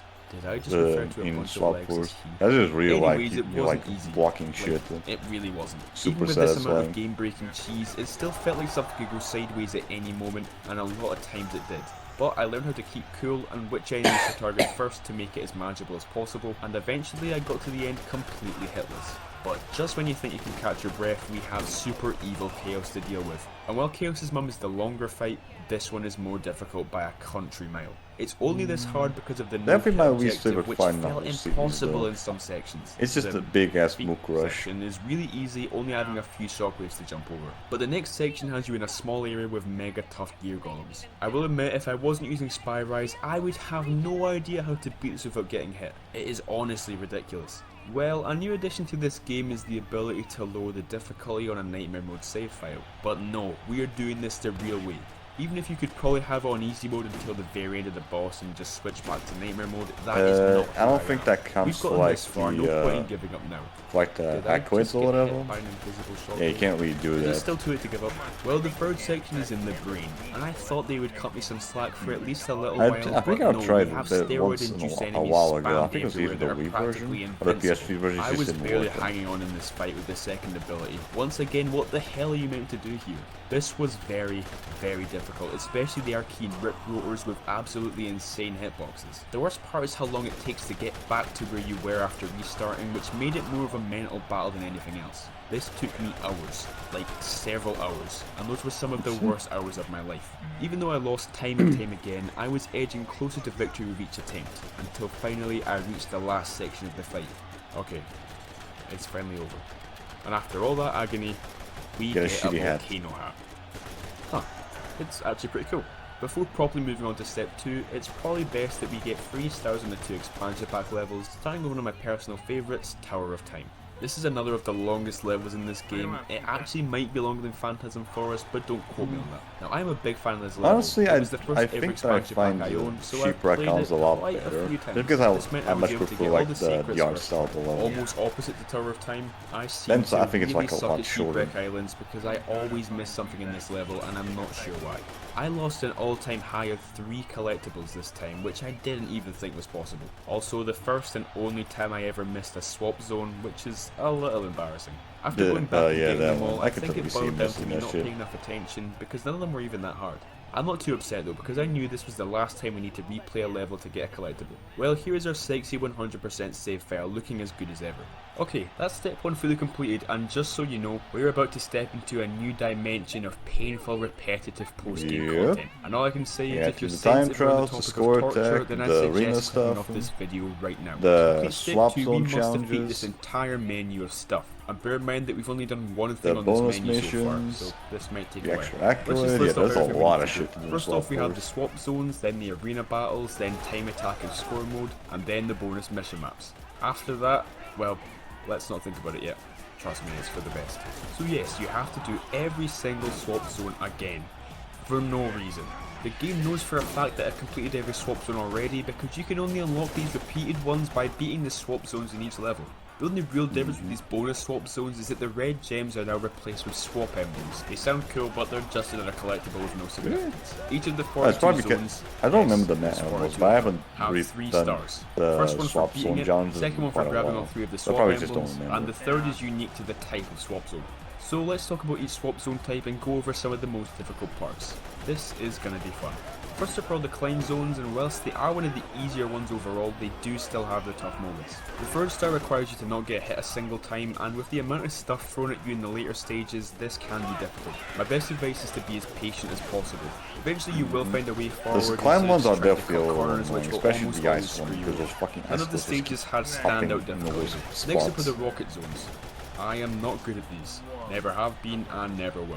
All you You're have almost to do is dead, get from dude. point A to Careful. B while avoiding obstacles and flying through rooms. Just like the climb zones, you cannot be hit, and with a time limit now, we already have some stress added on. Don't be scared of the timer though, because you're given a lot more leeway than you would think. If you need to, stop to avoid obstacles or even try and take the long way around. Obviously you're still being timed, so don't mess around for too long, but you get what I mean. But some of these zones took me way too long to complete because I just can't get the hang of the controls. Whenever I'm put in a tight space close to obstacles, the Phantasm Force luckily we have the one teleport is zones really next, and they are hard so to get easy hit. I don't even think they deserve a segment.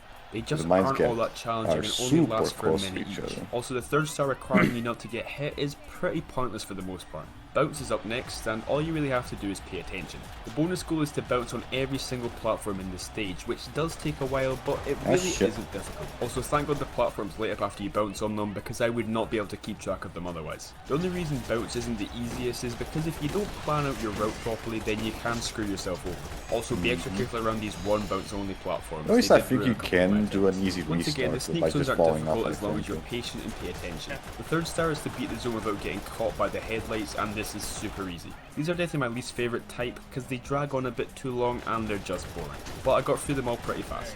The speed zones are pretty fun. You need to race across a track in a certain time limit, grabbing the emblems along the way. Speed ones are The third star probably my requires you to favorite get through with a whole much game. stricter time limit, which can be achieved by avoiding obstacles and spamming the hell out of the boost button. These are pretty difficult to 3-star on your first attempt because you need to memorise the movement of the obstacles and the emblems, especially since the later obstacles slow you down so much that one mistake could force you to restart. Luckily, as the name would imply, these are pretty quick to get through, so retry as much as you need.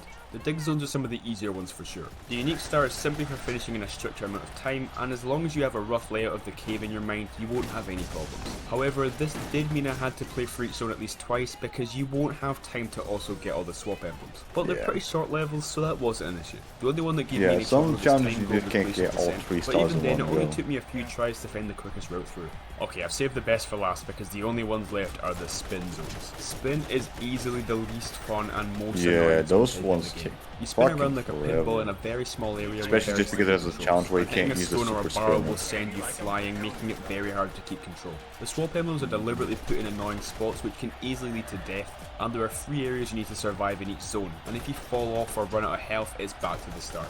The bonus star is earned by not using your super spin a single time, which is super annoying because it takes ages to destroy barrels without using it. For the most part, they aren't too difficult to get 3 stars on, apart from one zone which without a doubt is the evilest zone out of all 42, Twisted Towers. What makes this one the hardest compared to the others is that it's filled to the brim with mines, and since we're on nightmare mode we do not have a lot of leeway when it comes to getting hit by them. There is food lying around but nowhere near enough to keep us safe.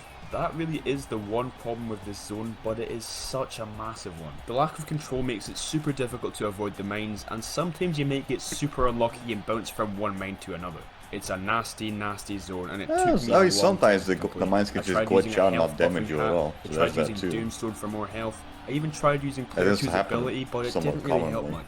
I knew the only option I had was to get through it fair and square, so I decided to split the stars into multiple runs. One run I get the emblems and beat the zone, then the second run I beat the zone without the super spin.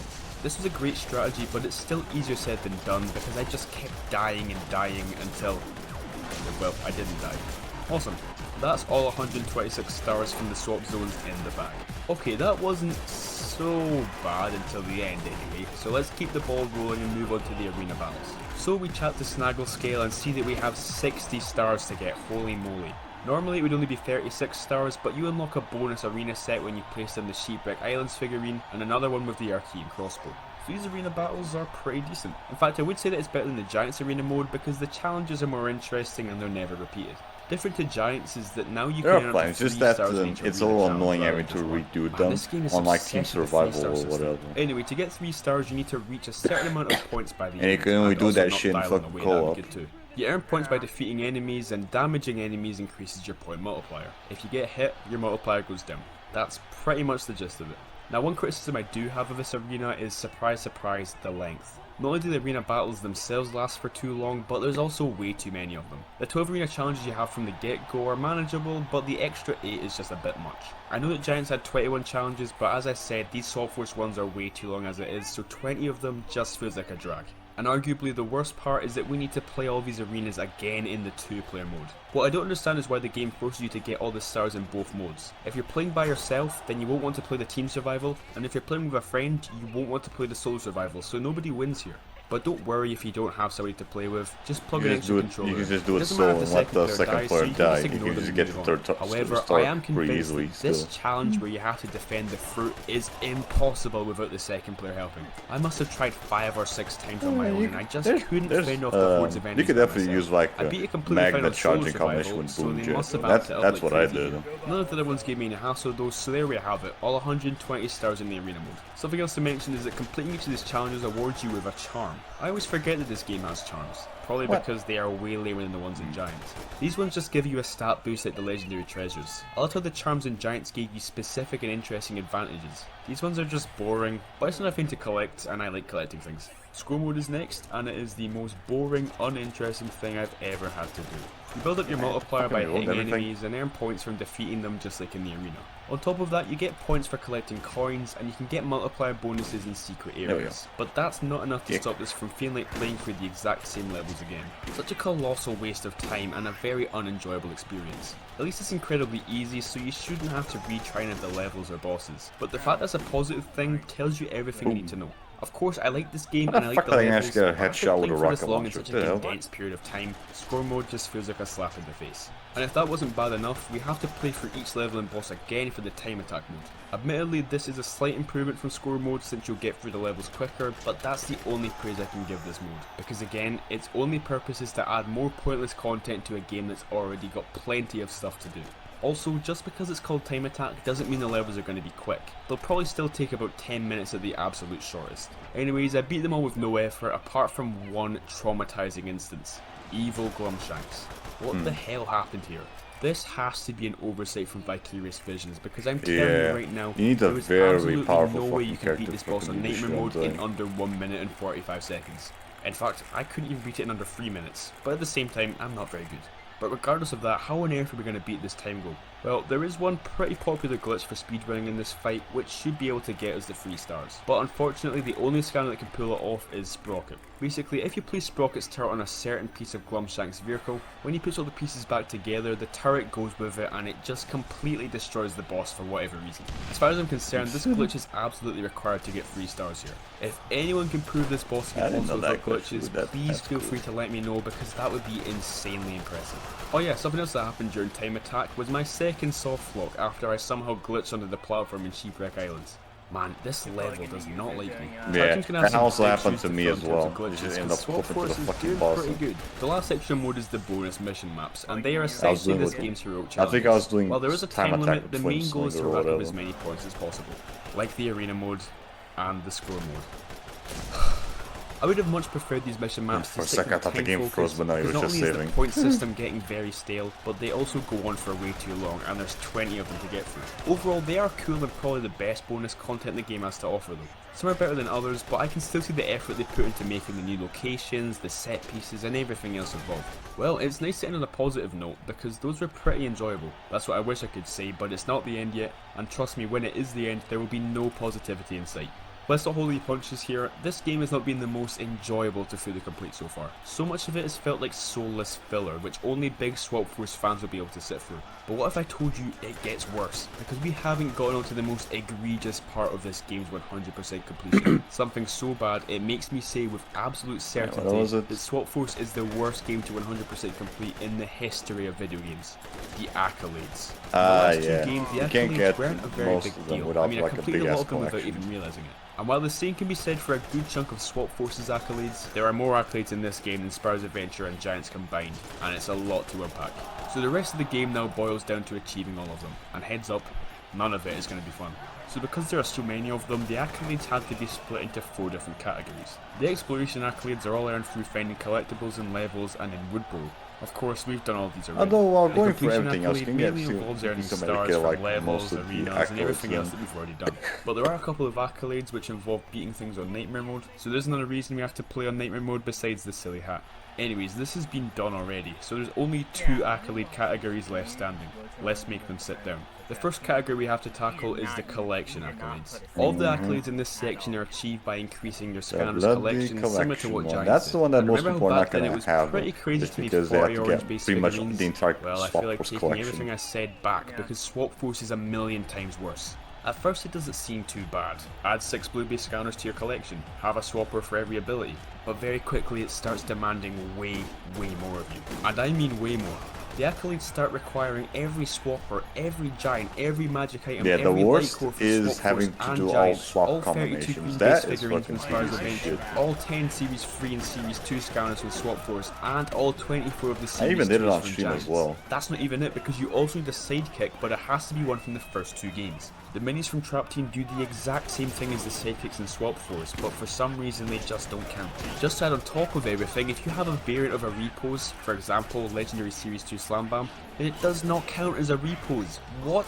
And yes, this example is taken from reality. I actually had to buy the regular Series 2 Slam Bam, but to be honest, on top of everything else we need to buy, it's like a grain of sand, so who cares? Jesus H. Christ. So just to sum up how many scanners you need to buy just for these stupid accolades, you need all 16 swappers, 8 giants, 16 light cores, the original 32 scalanders, 10 Series 3 scalanders, 30 Series 2 scalanders, 12 magic items, and the sidekick. Funnily enough, I ran the numbers and you can get all of these accolades only owning half of the core scanners from Swap Force. It's funny, you'd think the accolades would push for you to collect the Swap Force roster rather than the older ones, but I guess not. Do you remember how I was able to use that special trick to fill out the roster in Giants? Well, I guess that was all pointless now because I had to buy them all anyway, including the ones that are super rare in the UK, forcing me to buy them from the US, like Series 2 Drillbot, yeah. 2 Bash. You cannot get a single fucking Series 2 Drillbot in Europe. You have to fucking import from America. I can't even count how many figurines I bought for the sole purpose of completing these accolades. You all know I'm not the biggest fan of reposes nor light cores, and I still had to buy every single one of them. This game is evil and horrible and merciless, and I actually can't believe the things I've let it do to me. And to make things worse, we also need to use all 256 swap combinations. Obviously we just need the 16 swappers to do this, and we also have this chart to show which combinations we've already done, but this is still not fun to complete. I strongly recommend that you change your swappers around frequently during levels, because it'll save you from having to do a bunch of combos after you've already beaten the game. Also make sure you have ownership of all of your swappers so that you don't have to redo combos you've already used. It was a bit boring, but eventually the chart got fuller and fuller and fuller until it was finally complete. What a god awful time to be alive. I wish I could say that after all that headache and depression and bankruptcy that we're finally done with swap force, but there's still the last category of accolades to do. The challenge accolades. Most of them are pretty basic and earned through playing the story.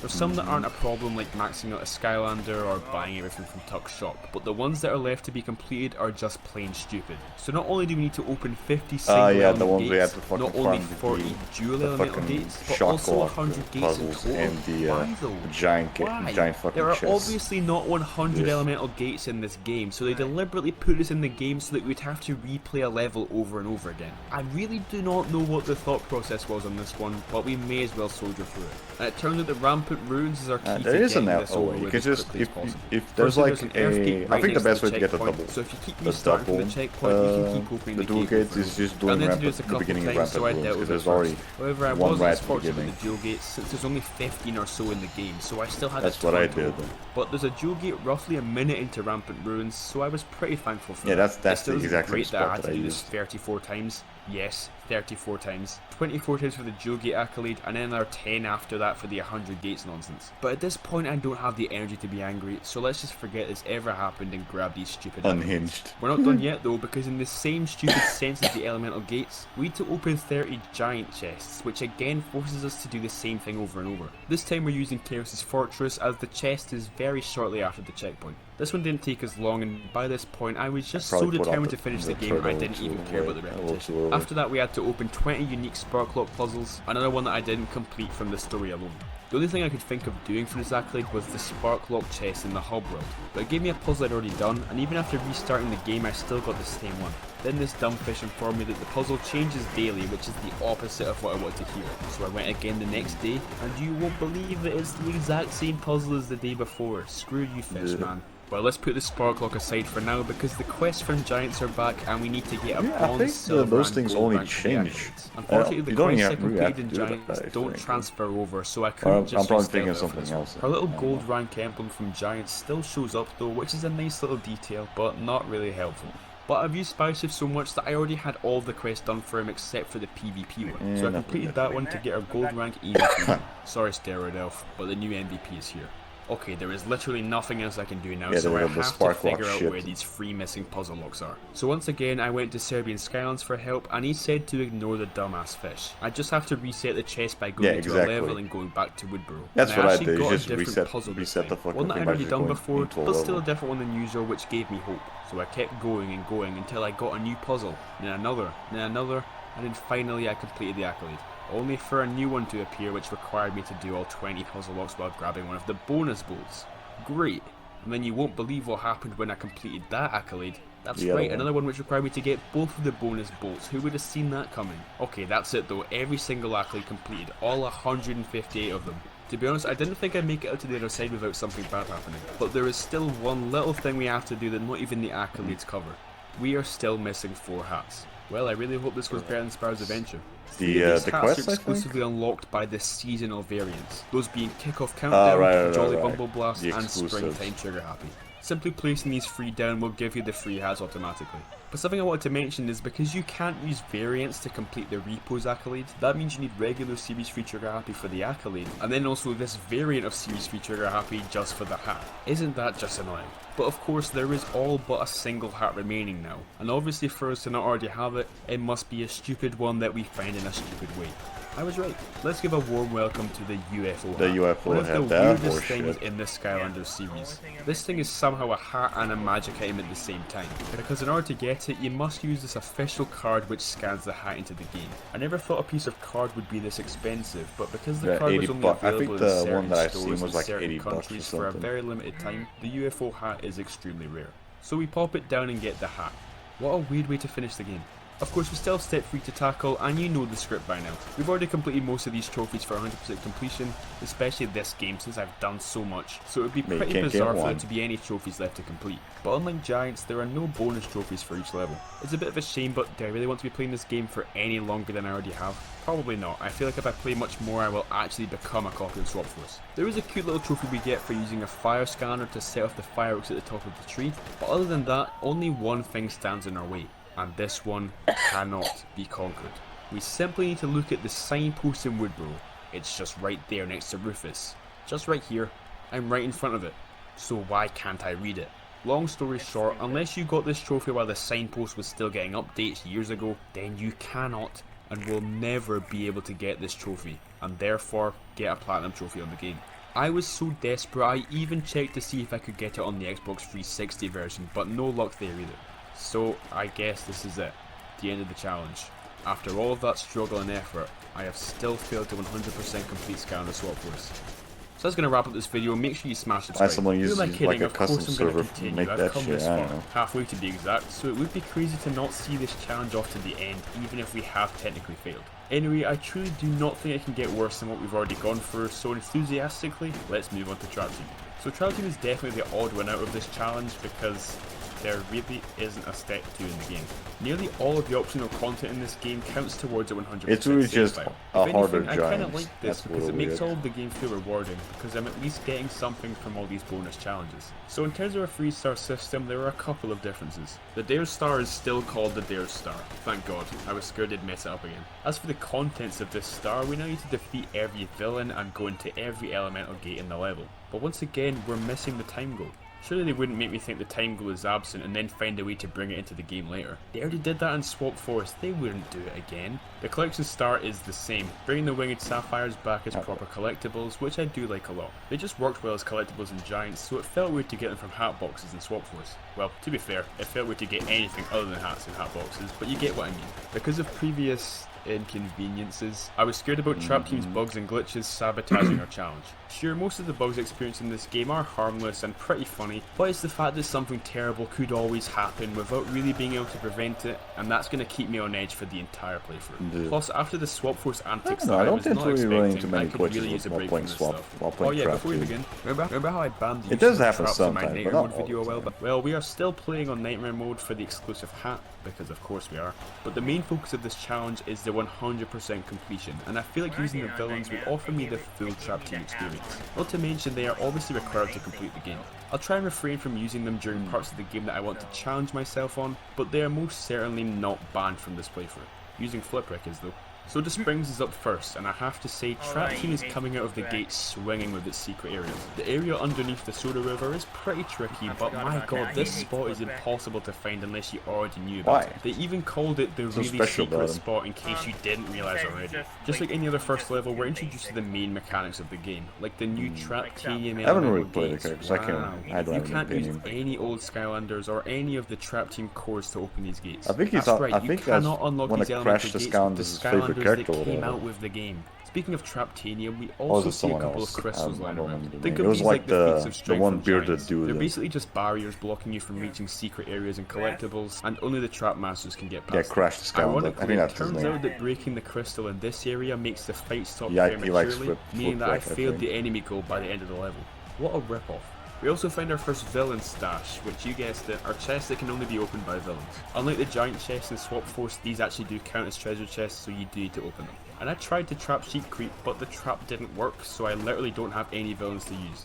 Good start. So I had to play through again, but I had to go back to get the enemy goal anyway, so whatever. It's also a great opportunity to mention that we're back to not having to finish a level when replaying to pick up a missed collectible. Not that it would be a huge problem anyway, since Trap Team has fairly short levels, but I'm still grateful. Just like that, we have 3 stars on our first level, without too much most of finishing. the time. Wait, where are my Trap Team fireworks? can also still be What the pretty hell, man? long, though. But now we get to check out the hub world, and there isn't a lot to do at the moment. We can talk to Auric and buy some stuff from him, including a storm hat for 25,000 gold. Jesus, man, we just God started damn it, the not a fucking playthrough. I ring. don't have that kind of money. We also have the villain vault in the middle of the academy, which you can use to change which villains in your trap. And lastly, there's a special hat box that we get every time we increase our Quartermaster rank. These give you a ton of different rewards, and heads up, we can reach rank 40, so we'll have a lot of these to open by the end. Back to the story, Noah All Islands is pretty straightforward. It gives us our very first villain quest though, and there's definitely some things to go over here. So each villain has a villain quest, which is essentially a way for the villain to make up for the evil things they've done in the past. Some of these quests have you doing lame reverses of heroic challenges, while other ones simply require you to talk to the NPC and that's the quest finished. Wow, you really made up for your evil by standing there doing nothing. Good job, You just have to your talk villain to also them. That's all. evolves after the quest is complete, which I always makes them prefer do when more it's just an damage, actual but quest. also changes their colours. I'm not a really big fan of this. Even though some of them look pretty cool, a lot of them don't, and I wish you could change them back to their original look. You don't Yeah, need you to do can. these villain quests to get free Without stars on a resetting the level, but traps. a good handful of the quests reward you with hidden areas or collectibles, Which you so can they're only worth do doing in a just in certain case way, that I happens. think. In terms of everything else, this level doesn't have anything to talk Like about, an it's pretty simple. It unofficial does have a way. life gate in it, which is a very cool throwback to Fallen Forest. Ugh, I remember that like it was just an hour ago. Chompy Mountain is a very awesome level with some cool secrets too. You have this well that you can blow up to reveal a nice little cave, a wall you can blow up to encounter the terrifying broccoli guy, and even Chill Bill's villain quest. Wait, who's Chill Bill? Well, he's this guy we fight in the level after this one, meaning Chompy Mountain gives us our first example of a villain quest being presented to us before we actually fight the villain. If I've counted correctly, there are 16 villain quests in the game which force you to replay the level. The most egregious of them all being Smokescreen, whose quest is literally in the area before you fight him, and you can't go back after you defeated him. This is Yep, annoying, that's- sure, but that's as I some mentioned, horse these shit. levels are on the shorter side, so replaying them shouldn't be too much of an inconvenience. After you've enjoyed playing through a lovely level, there's a nasty ass boss at the end that we can't avoid. Chompy Mage. Oh god. This guy is hilariously difficult even for Nightmare mode. I mean, come on man, this is level 3, give me a minute to shake the rust off. With some miracle Sheesh, working from I'm shit Wallop, fucking and a dodge. little bit of help from Broccoli Guy, we managed to take him down without losing any lives. Phew, that's one of the tough bosses down, and a lot more to go. Phoenix Sanctuary is my favourite level in the game because of its aesthetic alone, but it's also really fun to explore. Lots of secret areas feel interconnected in a really interesting way, but because of all the vibrant colours and the busy background, these secrets can be quite difficult to keep track of. It definitely takes a step up in terms of difficulty. Sure, there's no Chompy Mace to deal with, but the basic enemies like the Shrednuts are quite dangerous, even resulting in our first death of the game. Well, if this happens, you only really have two options. First is to just restart the level right there and then, which will save all of the collectibles you've gotten up to that point. Or play through the rest of the level getting all the secrets, and then speeding through the level an extra time to get the no death score. Either way, it would be so great if we avoided dying for the rest of the playthrough. Who am I kidding? Chef Zeppelin is up next, and it's another banger. The Go up or kitchen down themed on obstacles and chaos. areas are super unique. It's weird looking at how good the early game levels are compared to the later ones. Kinda gives off the impression that this game was rushed. Anyway, for the most part, none of these secrets will catch you off, apart from the only one I missed, that being the legendary treasure, which requires you to just blindly jump into the void with no rhyme or reason. Chopper's soul gem does the same thing, but at least you can actually see the soul gem before you jump. With this one, there's no indication whatsoever. Also, shout out to the winged sapphire, because for literal years I couldn't find it no matter how hard I tried. Ah, good times. We get our first look at the vastly inferior Skystone Smash in this level, and it's just not as fun as the original. Also, you really don't get rewarded for playing it, since the only way you can unlock Skystones is by defeating villains. This just makes it weird that there are NPCs in previous levels that you can play Skystones with. Kinda like Bert and Quigley, except Bert and Quigley actually gave you Skystones, because what's the point if all they give you is money? Well, anyway, now we have to go up against our next brutally difficult boss fight, that being Chef Pepperjack. Now I like to think that I'm pretty good against this guy. I mean, I've played this boss countless times on Nightmare mode, and in reality, Pepperjack can be really quite bullshit as well, because he fills the whole fucking screen with lava. But apart from some moments that feel luck-based, it is all dependent on your skill and timing.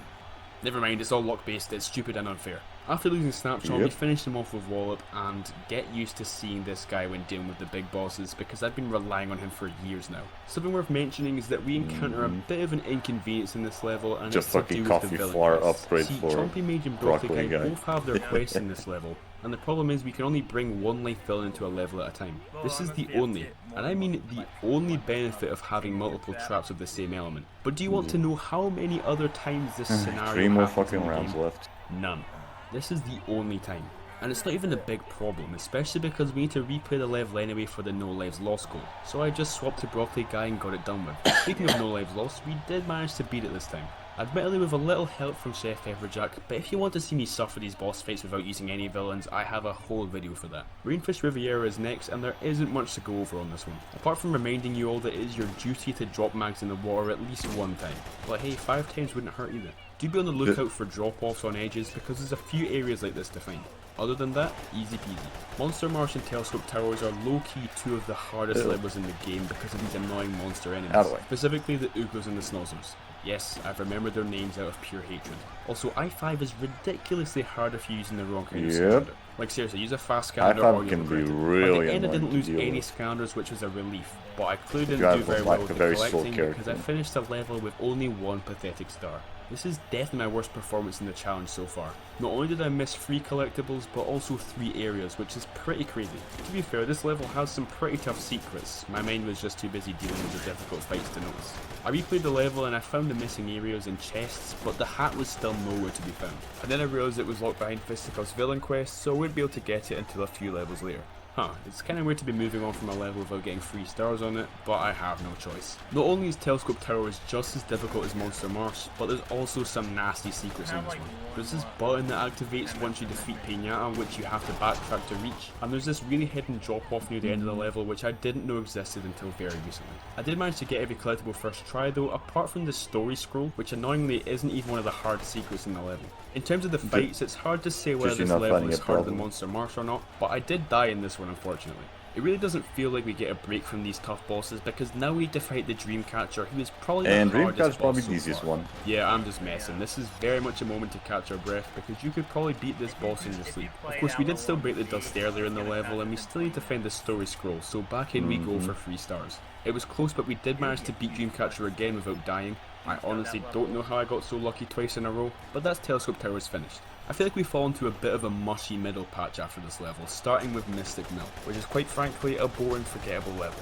Something that is interesting about this level is Shredknot's villain quest. This allows him to destroy all the wooden barricades seen throughout the level, which leads you to a lot of secret areas. On the topic of secrets, because this level's on the shorter side, they just decided to cram a bunch of collectibles into these Traptanium bridge areas, and can I just say, I'm getting a little bit sick of being forced to use Trapmasters 24/7. The saddest part is that as a whole, I think the cores have more interesting ideas and movesets than the Trapmasters, but I'm never able to use them for more than a couple minutes at a time. And sure, this isn't the first time that a Scanders game has these kind of obstacles, but in Giants they were spread out and nowhere near as frequent, which gave you a chance to play as the other Skylanders. And even the same can be said for Swap Force. As I digress, we get Mystic Mill out of the way. The Secret Sewers isn't a bad level, but there really isn't a lot going on. There's a decent secret here and there, but apart from that, the only thing I was interested in was capturing Fisticuffs so I could go back to Monster Marsh. I did die during the final arena fight. I mean, you gotta remember that we are on Nightmare mode. So after my second try I got 3 stars on this level, and then went back to get 3 stars on Monster Marsh too. Willikin Workshop is next, and I really did forget how tough these levels get. The Willikin bombers and the spinny fellas are really difficult to get past when they put them in tight spaces or on these conveyor belts. What I'm trying to say is I died, and don't make fun of me. Because I was only about halfway through the level when it happened, I decided to just restart the thing and go back through. So after getting back on track with Wallop, it was time for our next Doom Raider. To be honest, I wasn't scared to fight Dr. Crankcase for a couple of reasons. Firstly, he just isn't as hard as Chompy Mage or Pepperjack because there isn't a ton of things to focus on at once. Secondly, his goo barrels can give you food, so as long as you let the barrels into the goo, you have a pretty steady food supply. And lastly, the idiot can get hit by his own Crankcase can be very hard to avoid at the last boss. Well, after all that trash talk, I'm glad I beat it with no deaths. That could have been embarrassing. Yes, I can beat a Doom Raider without dying, but not a wooden fidget spinner. Leave me alone. But it turns out that we missed an area which has Dreamcatcher's Villain Quest in it. On that topic, if you're ever wondering where a Villain Quest is, just look at the wanted poster in the hub world. It shows you which level every Villain's quest is in, and the ones with completed Villain quests get a golden border. Time Town is probably the last really good level in the main story. It's a super charming level with decent secrets. Speaking of secrets, Dr. Crankcase's Villain Quest allows you to destroy all of these dioramas, similar to Shrednut in the Mystic Moon, so keep a lookout for these as you play through. Unfortunately, I got soft locked during this fight and had to restart the level. Yeah, this part can easily the get first time might be because I triggered the diorama cutscene before defeating all the enemies, which might have messed things up. And the second time was because I knocked an enemy into the void, which for some reason didn't kill it, so I guess it happens when one of them like falls off This has the arena always been the shit. glitchiest level in the game for me, but still not a nice surprise to get soft locked twice in a row. But restarting made me notice that I'd missed the story scroll at the start of the level, so it was kind of a blessing in disguise. I finally got past the fight and found the secret Crosscrow area where I somehow managed to die at the exact same time as Crosscrow. Well, that's another playthrough of the level. Great. This time I actually managed to get to the end of the level, and can you believe it? We not only failed the enemy goal because we didn't refight Crosscrow, but we also missed a chest, meaning we need to play through for a fourth time. It's all seeming to go downhill for us, isn't it? Well, apparently not, because Future of Skylands went very well. Okay, don't look at the results of my first run. I know it looks bad, but you can't restart this level first try because of Wolfgang's quest. So I did the really confusing light gate, which was right at the start of the level, and got Legendary Trophy, which was right next to Wolfgang's quest anyway. And since I epically destroyed Wolfgang with no deaths on my first run, we only had to play about half of the level before leaving with 3 stars. See? I am awesome, it all went to plan, we are so back.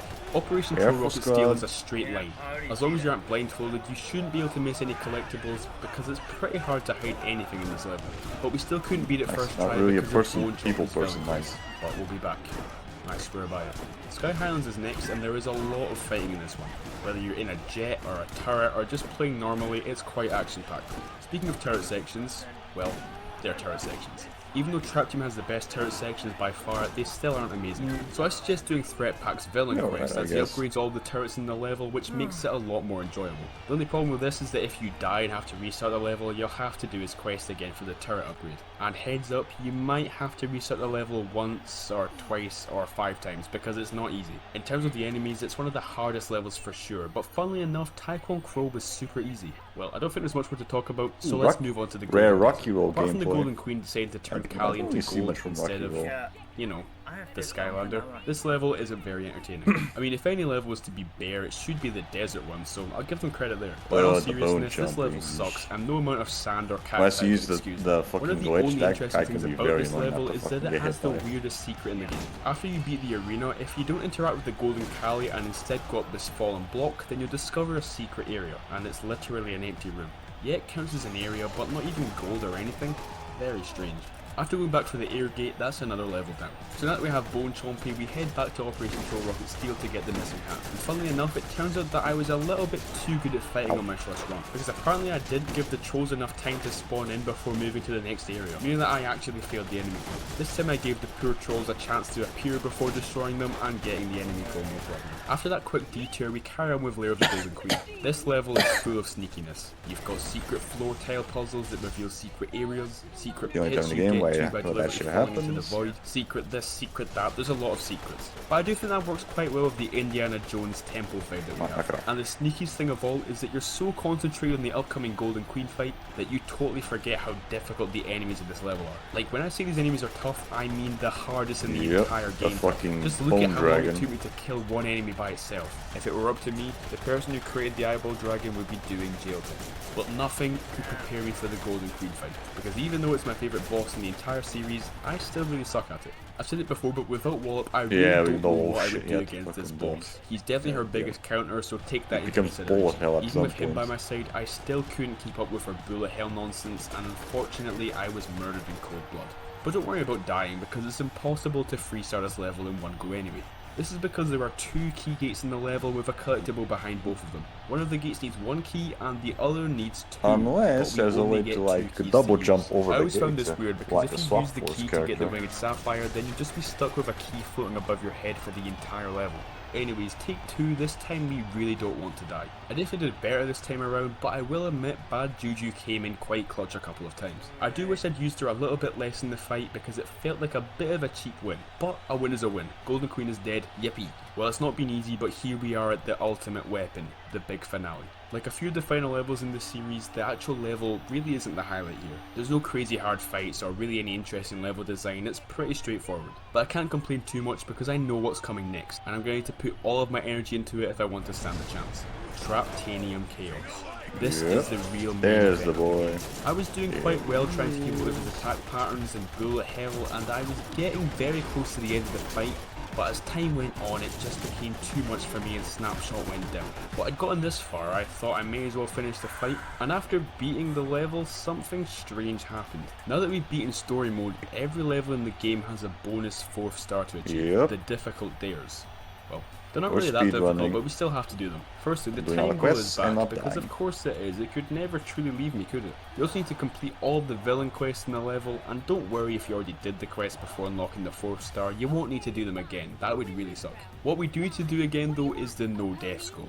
This is because there's a new goal where we're not allowed to switch Skylander for the entire level. This means that we can't die or obviously we'll need to switch Skylander, so it's basically just a no deaths goal again. So in retrospect, I probably should have sped through the levels to unlock the 4th star and then completed everything in one go. But there's nothing we can do about it now. Sometimes it glitches out though. I think I remember one time where I was switching into villains like Chaos, and it just didn't give me the switch, so I just ended up only using the fucking character. And we've beaten them all deathless already, so doing that again wasn't a problem. The 4th star did remind me that there's a couple of villain quests that I'd forgotten to go back and get. Sorry for making you wait so long, Chillbo, that's my bad. However, in terms of not dying, the bosses are a whole other story. I felt a little bit weird about using villains in these fights, and I'm sure a lot of you did as well. So even though we can use villains because it doesn't count as switching, I decided to not use any of them during any of Make sure there's no lag during the last round. It was difficult. Very difficult. But a fun difficult. A difficult that I knew I could master, and after immense practice, did master. I beat Chompy Mage, Pepperjack, Wolfgang, and even Golden Queen deathless and with no villains. Chaos though, oh my glumshanks, it's awful. It is just the hardest thing in the entire series. Like, I cannot stress enough how long I spent on this boss before eventually giving in and using Chaos to help me. Don't complain unless you wanted this video to come out in 2040. To be fair, I didn't use him for the entirety of the boss, only during a couple of tight spots. I am still proud of beating this boss without dying, even if I had some help. But the important thing is I've completed all of the levels with 4 stars and the fireworks are back, let's go. So now we head on to the 4 expansion pack levels, which do count towards your 100% save file. The good thing about these levels is that we already have the 4th star available, so we won't have to replay them in extra time. So the Midnight Museum is truly a bad level, no other way of putting it.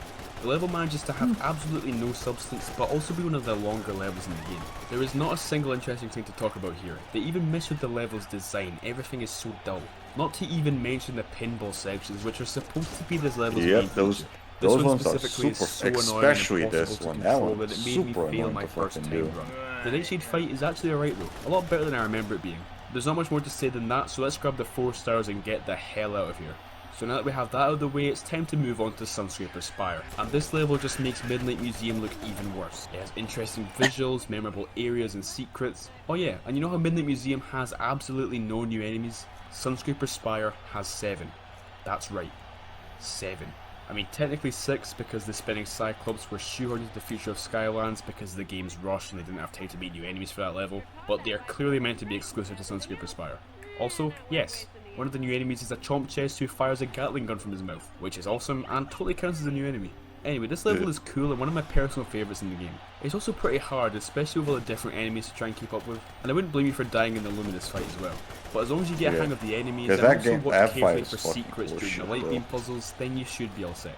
Up next is the Nightmare Express, and I don't really remember anything about this level apart from the train section at the end, and I kinda get why. The level isn't bad at all, it's just extremely okay. It brings back Noodles, which I always thought was cool, but for some reason they didn't make him a trappable villain. First time playing through this level, I did terribly. I didn't die a single time, but I missed 3 different secret areas and 5 collectibles, including an elemental gate. And just like that, Nightmare Express has been crowned my worst performance in the entire challenge so far. But it turns out the Log Goblin's quest gives us a hat, and the Trolling Thunder quest leads to not only a hat but also a chest, so I really didn't do as bad as it looks. River of Mystery is a really cool level. If you've been keeping up, you know how much I love mini hub worlds and levels, and this one is jam-packed with collectibles to grab. But after this area, the level feels like a boring straight path similar to Operation Troll Rocket Steel. I still think the level's premise is funny and clever, but it's still a little bit underwhelming altogether. Nothing about the level is particularly difficult, but there are 2 secrets to be careful with. The first is the Chompy fight, which you can block yourself off from if you move the blocks in the wrong way. And the second is the sneaky chest in the water gate, which took me ages to find. Like seriously, I got so desperate looking for this chest that I was picking up boulders with a giant in hopes of finding it. That's how bad it got. This is a good reminder to always be super alert in the gates because you don't want to be replaying them if you've missed something. But after that was dealt with, we get our final 4 stars on our final level in Trap Team, giving us 22 lovely golden levels and a grand total of 88 stars. So since we've 100% completed the story mode, which also gives you a golden border on the story icon and a star on your save file, we are unofficially on to step 2. To get our true 100% save file, we still have the arena fights and the Chaos Doom challenges to get through. So let's talk to Brock and get things started. I don't know if this is a completely rogue opinion or not, but I feel like the arena mode has gotten better with every new game. It is close between Trap Team and Swap Force, but these ones are the perfect length, while Swap Force's ones are just a bit too long. Every arena feels really different from one another, plus some of the challenges are so creative this time around. I don't even care that some challenges are repeated because it still feels really varied. To be honest, I don't think this arena mode really had to do much to be fun because Trap Team already has very enjoyable combat, but I can still appreciate the effort they put into this. Plus, once you beat the game, you can unlock Brock's super secret Rumble Club from Oric, which is basically just the other arenas on steroids. There's some ridiculous obstacles in these arenas that turns everything into complete chaos, which is funny because we're not onto that part yet. Each arena has 4 challenges, which I think is pretty much the perfect amount, and the last one of each gives us an exclusive hat, which is cool. I mean, I've got so many hats in this challenge already that the novelty of collecting them has completely worn off. So now we just have the Chaos Doom challenges to do, and I wish I could say I saved the best for last, but no.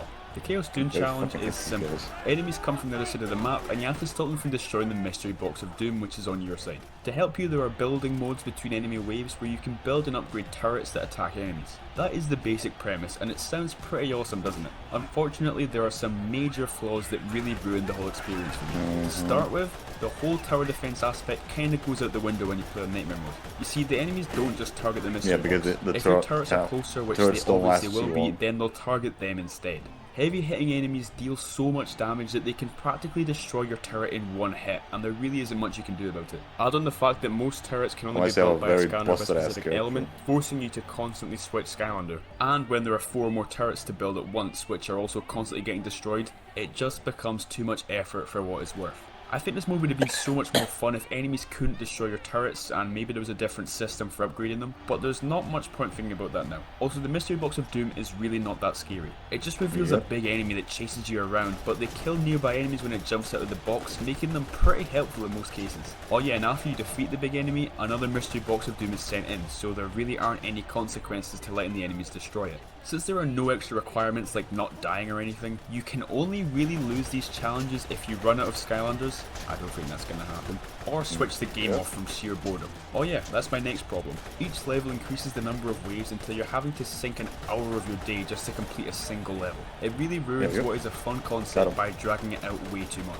And a very solid amount of that time is spent listening to Chaos constantly yapping. It's nearly as bad as the Sparrow's Adventure boss fights. Last thing I wanted to mention is that this is easily the most unpolished section of the game. Not just silly visual bugs. Normal enemies will straight up receive brain damage on the spot and not attack anything. It's crazy. Once again, you get a hat at the end, and once again, I don't really care anymore. So in conclusion, the 50 stars I earned from these challenges weren't all that enjoyable in the end. But you know what is enjoyable? Finally completing step 1 and getting the truly breathtaking 100% golden 3-star save file. hell yeah. So you know how I said there isn't a step 2 I only for see Trap 2 Team? there. Well, I lied for dramatic effect, sue me. There are a few things that we can still do here, and first up is by far the wackiest, that being the infamous Skeleton Showdown. Remember? Yeah, Completely random river minigames where you rap battle against your favourite NPCs? No? Well, I have a really soft spot for these minigames. Definitely nothing to write home about, they are super basic, but they're still dumb fun and very charming. So all we have to do is win a medal against all 6 of the NPCs. Funnily enough, these medals are not earned by doing well during the actual minigames. You can actually do as terribly as you want. As long as you complete the skeleton solo in each game, then you'll get the medal. All you have to do is press buttons on your controller as fast as you can to fill up the music meter before the time runs out. And on expert mode, these solos are pretty much impossible without help. I had to get my brother to help me as we mashed all the buttons on my controller, praying that it wouldn't break from all the abuse it was getting. Even with his help, we had to try multiple different strategies to beat Chaos. But after some sore fingers, we managed to get all the medals on expert difficulty. Next thing to do is Hoodsicle and Chaos's villain quests. The only reason these are in step 2 is because you can 100% the game without doing these quests. This is because they're the only 2 quests that aren't found in levels and in the hub world instead. Chaos's one is very disappointing. You'd think that they would do something interesting for his quest, but it's one of those just talk to an NPC ones and nothing else. Hoodsicle's one is at least interesting because after completing it you can buy hats from Hatterson. Yeah, that's right, One he's more back. round. Probably because of how much money he made off me and Giants. Oh yeah, so this is what a disassembled hat box looks like. I don't like it. So that is our wanted poster fully completed. Man, they really like the golden borders in this game, don't they? Next up are a new addition to the series, being trinkets. Sure, they're just silly little And they're only accessories for your introduced in Scavenger, this but game, sometimes never silly again. little things are cool. Like Wee Raptor. You can get them from the Portal Master boxes, and you can buy some from Orc, but a good handful of them can only be found in the secret areas of the Academy. This takes me back to the good old days of hunting for winged sapphires One as far as more. adventure. Man, I should play this game again. It's been too long. Make sure you really do search every nook and cranny of the Scans Academy, because by the time you finish the game, it is a very big place with loads of rooms and secret areas. On the topic of the hub world, the legendary treasures are pretty cool in this game. When you find one in a level, there will be a specific place in the Academy where you can see the treasure you collected. This makes the place a whole lot livelier when you've collected them all. There are a lot of secret 2D sections to get through, which all give you a trinket at the end. One of them even requires you to be a mini to access it. Well, at least they have some sort of purpose. After that, you I did it should without have all using minis. 33 You of just them to used mess the around with. double. So now all we have left are 127 missing hats. Yes, out of the 244 hats in the game, we are missing practically half of them. Bear in mind, I've bought all the hats from Orc and Hatterson, got all the hats from the Elemental Gates and Villain Quests, all the hats from increasing your Portal Master rank, and the hat from beating Nightmare Mode. So how on earth are we still missing so many? Well, I hate to tell you this, but you need to transfer all 127 of the hats from previous games. Did you do that? So I thought the easiest way to do this would be to boot up our now fully completed swap force save That file fucking because it has all the 127 hats that we need. So all I had to do was put a hat on a scander and then use that scander in Trap Team to transfer the hat. 127 times. Yeah, there is no way to sugarcoat it, this is probably one of the worst things I've ever had to do. But at least I have 127 scanners from the first 3 games, meaning I only had to do one trip from Swap Force to Trap Team. A small issue I had was that for some reason Swap Force has 147 hats, even though Trap Team only needs 127. I guess this means some of the hats from the first 3 games are actually obtainable in Trap Team for whatever reason.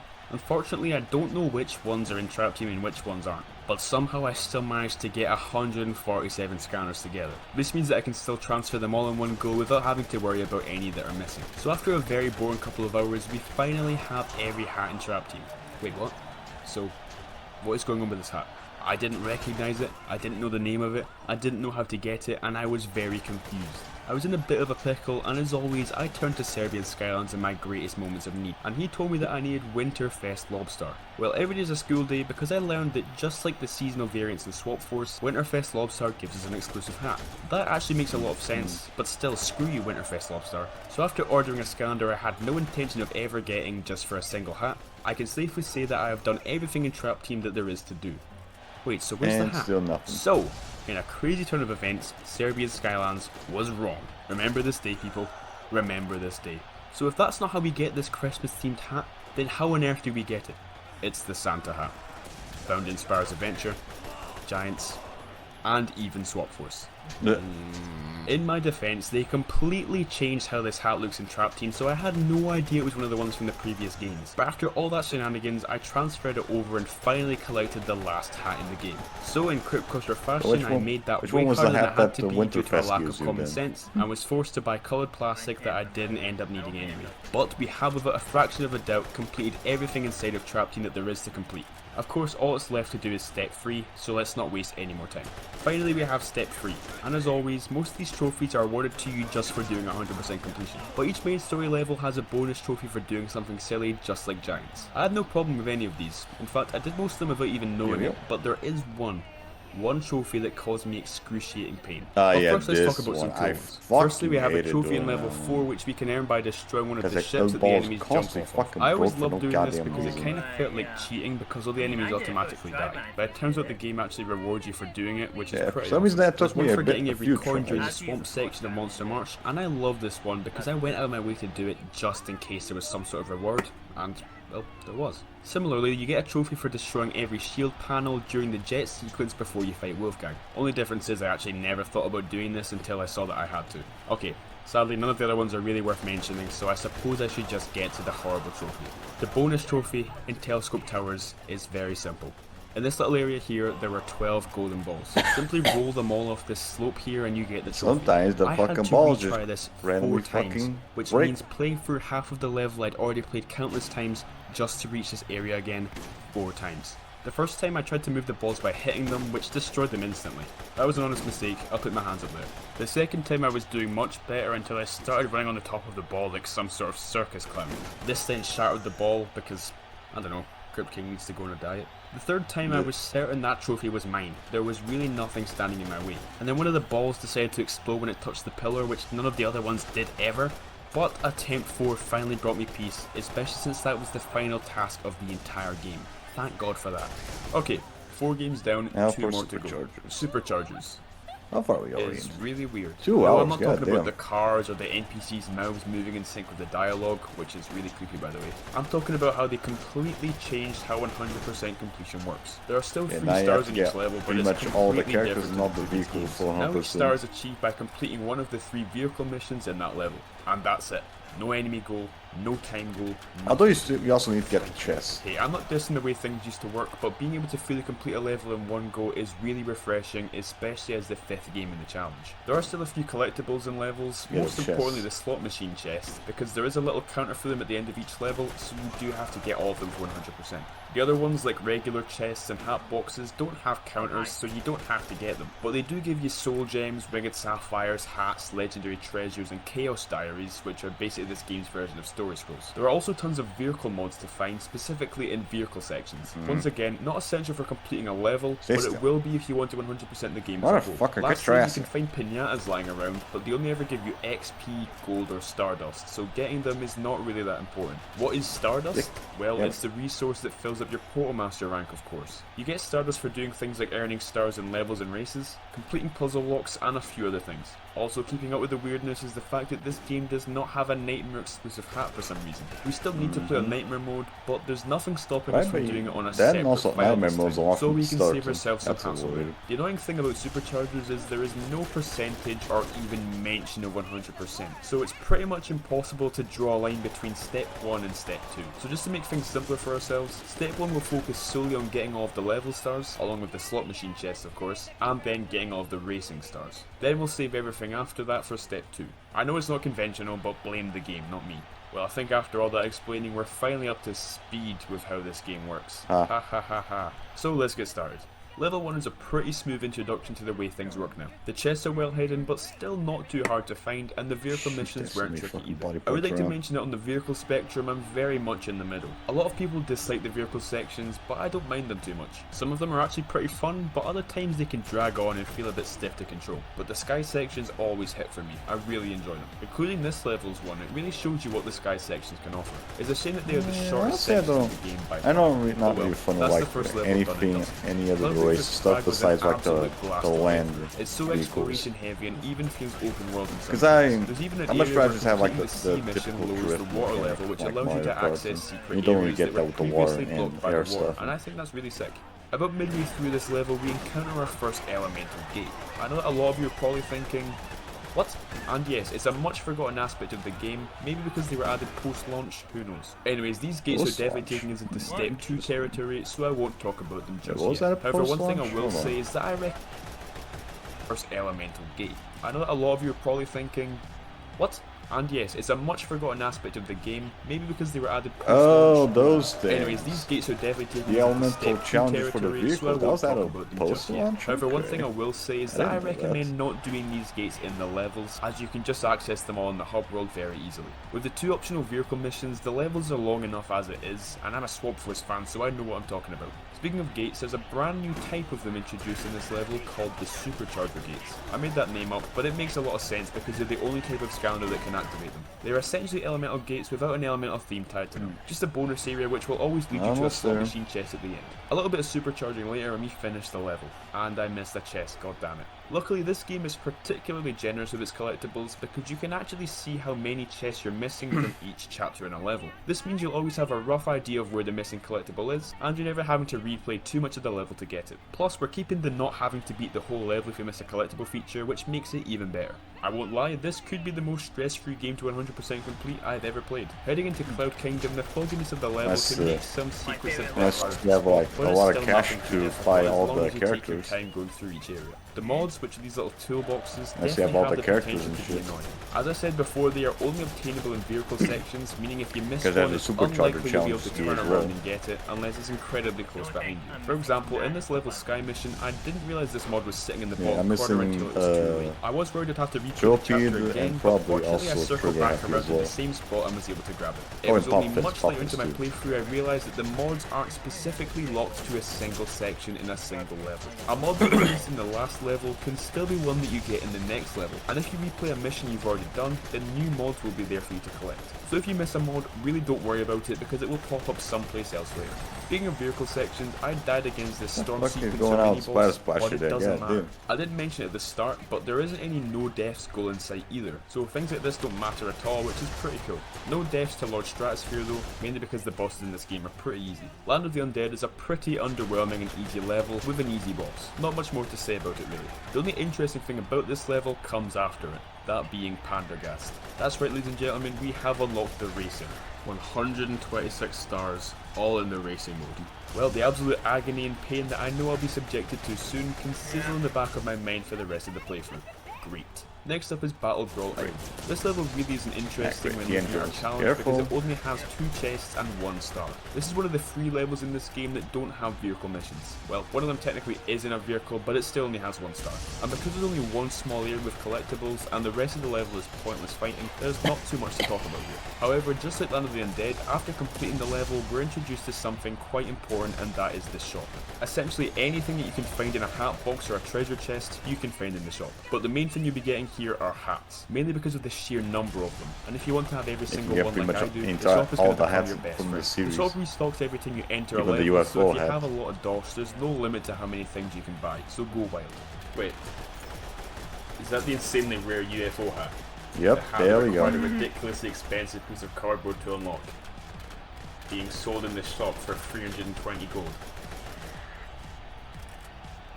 Bellpunk Library is pretty cool. Obviously with most of the level being Yeah, look. 2-dimensional, the secret areas aren't exactly hard Who to has find. I two do love exploring thumbs the and then library waste money itself, getting a which piece is of where most cardboard? the chests are hidden, and This it's a whole lot of fun. guy. I also did not remember there being 2 secret books you could go into to find chests, which was a nice addition. I'll admit the vehicle sections in this level are not the best, but we still got through it with a couple more mods under our belt too. Gladfly I still Glades don't is care, actually 'cause I don't breathtaking. want- I don't know how that's anyone can stupid deny that this fucking game has the best graphics in the series. I'm sorry, but if you think it's any of the other games, then you're actually delusional. Anyways, I didn't have any Last trouble finding wave. anything, but I think that's because it's a genuinely fun level to explore, Please so I don't didn't want lag. to rush any of it. Clock's HQ is another banger of a level with great secrets. Damn, this game is actually hitting the spot right now. The trickiest thing to find in this level is easily the Skystones NPC. Oh yeah, I should probably talk about the Skystones. Yes, Skystones is They're back. back? And Right, they're yeah. the stones like Skystones actual collectibles overdrive. you can find just like Giants did. You can find them just like every other collectible, in chests, in the shop, and so on. But just like Giants, there's an NPC in each level that you can play Skystones with. And these NPCs give you one specific Skystone that only they There can we go. reward you Maybe with. if But it's only good. one this time. You can't keep bullying them over and over again like I did with Bert in Junkyard Isles. Those were good times, man. This means if you miss an NPC, you will be a Skystone down, and this could potentially be frustrating if you don't remember which level you didn't play Skystone. Luckily, I found this dude first try and grabbed Count Moneybone's We Skystone. are Everything else about the finally level was fucking good done. fun, until the boss fight against Clock, which I would God. rather not go into detail on. After this level, Glumshanks tells us about the Wishing Well in the hub world. This Wishing Well is another way of getting random collectibles, but to use the Wishing Well you'll have to throw in a wish stone which can be found lying around in levels. After you finish the game, you'll have quite a hefty amount of these stones, so it is a big help in getting everything that you need for 100%. Monstrous Isles was easy, and since there was way too much to talk about to fit into the intro segment of this game, I think now is a good time to talk more about the collectibles and how weird they are. They are completely random. There are several secret spots and levels where you can run. Alright, fucking fine.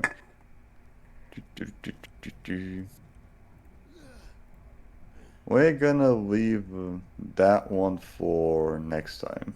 Yep. And then we should be thankfully finally done with this shit. Yeah. Ugh, my god. At least it didn't take as long as the other one. So it was like less than 30 minutes. Yeah. Wait, that's fucking forever. Yeah, I'm probably not even gonna bother doing anything else right after this. Yep.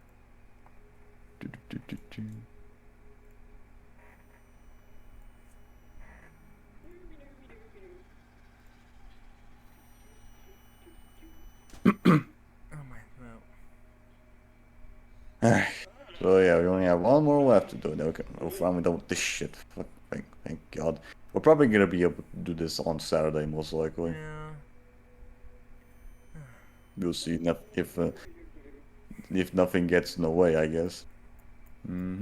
Thankfully, we didn't run into any lag, so at least there's that. So yeah, that's gonna be it for today.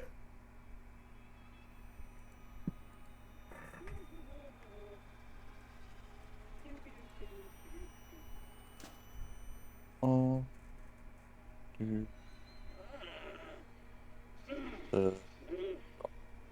That. Oh.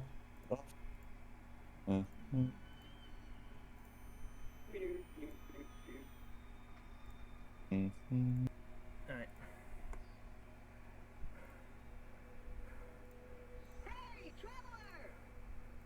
Let's go.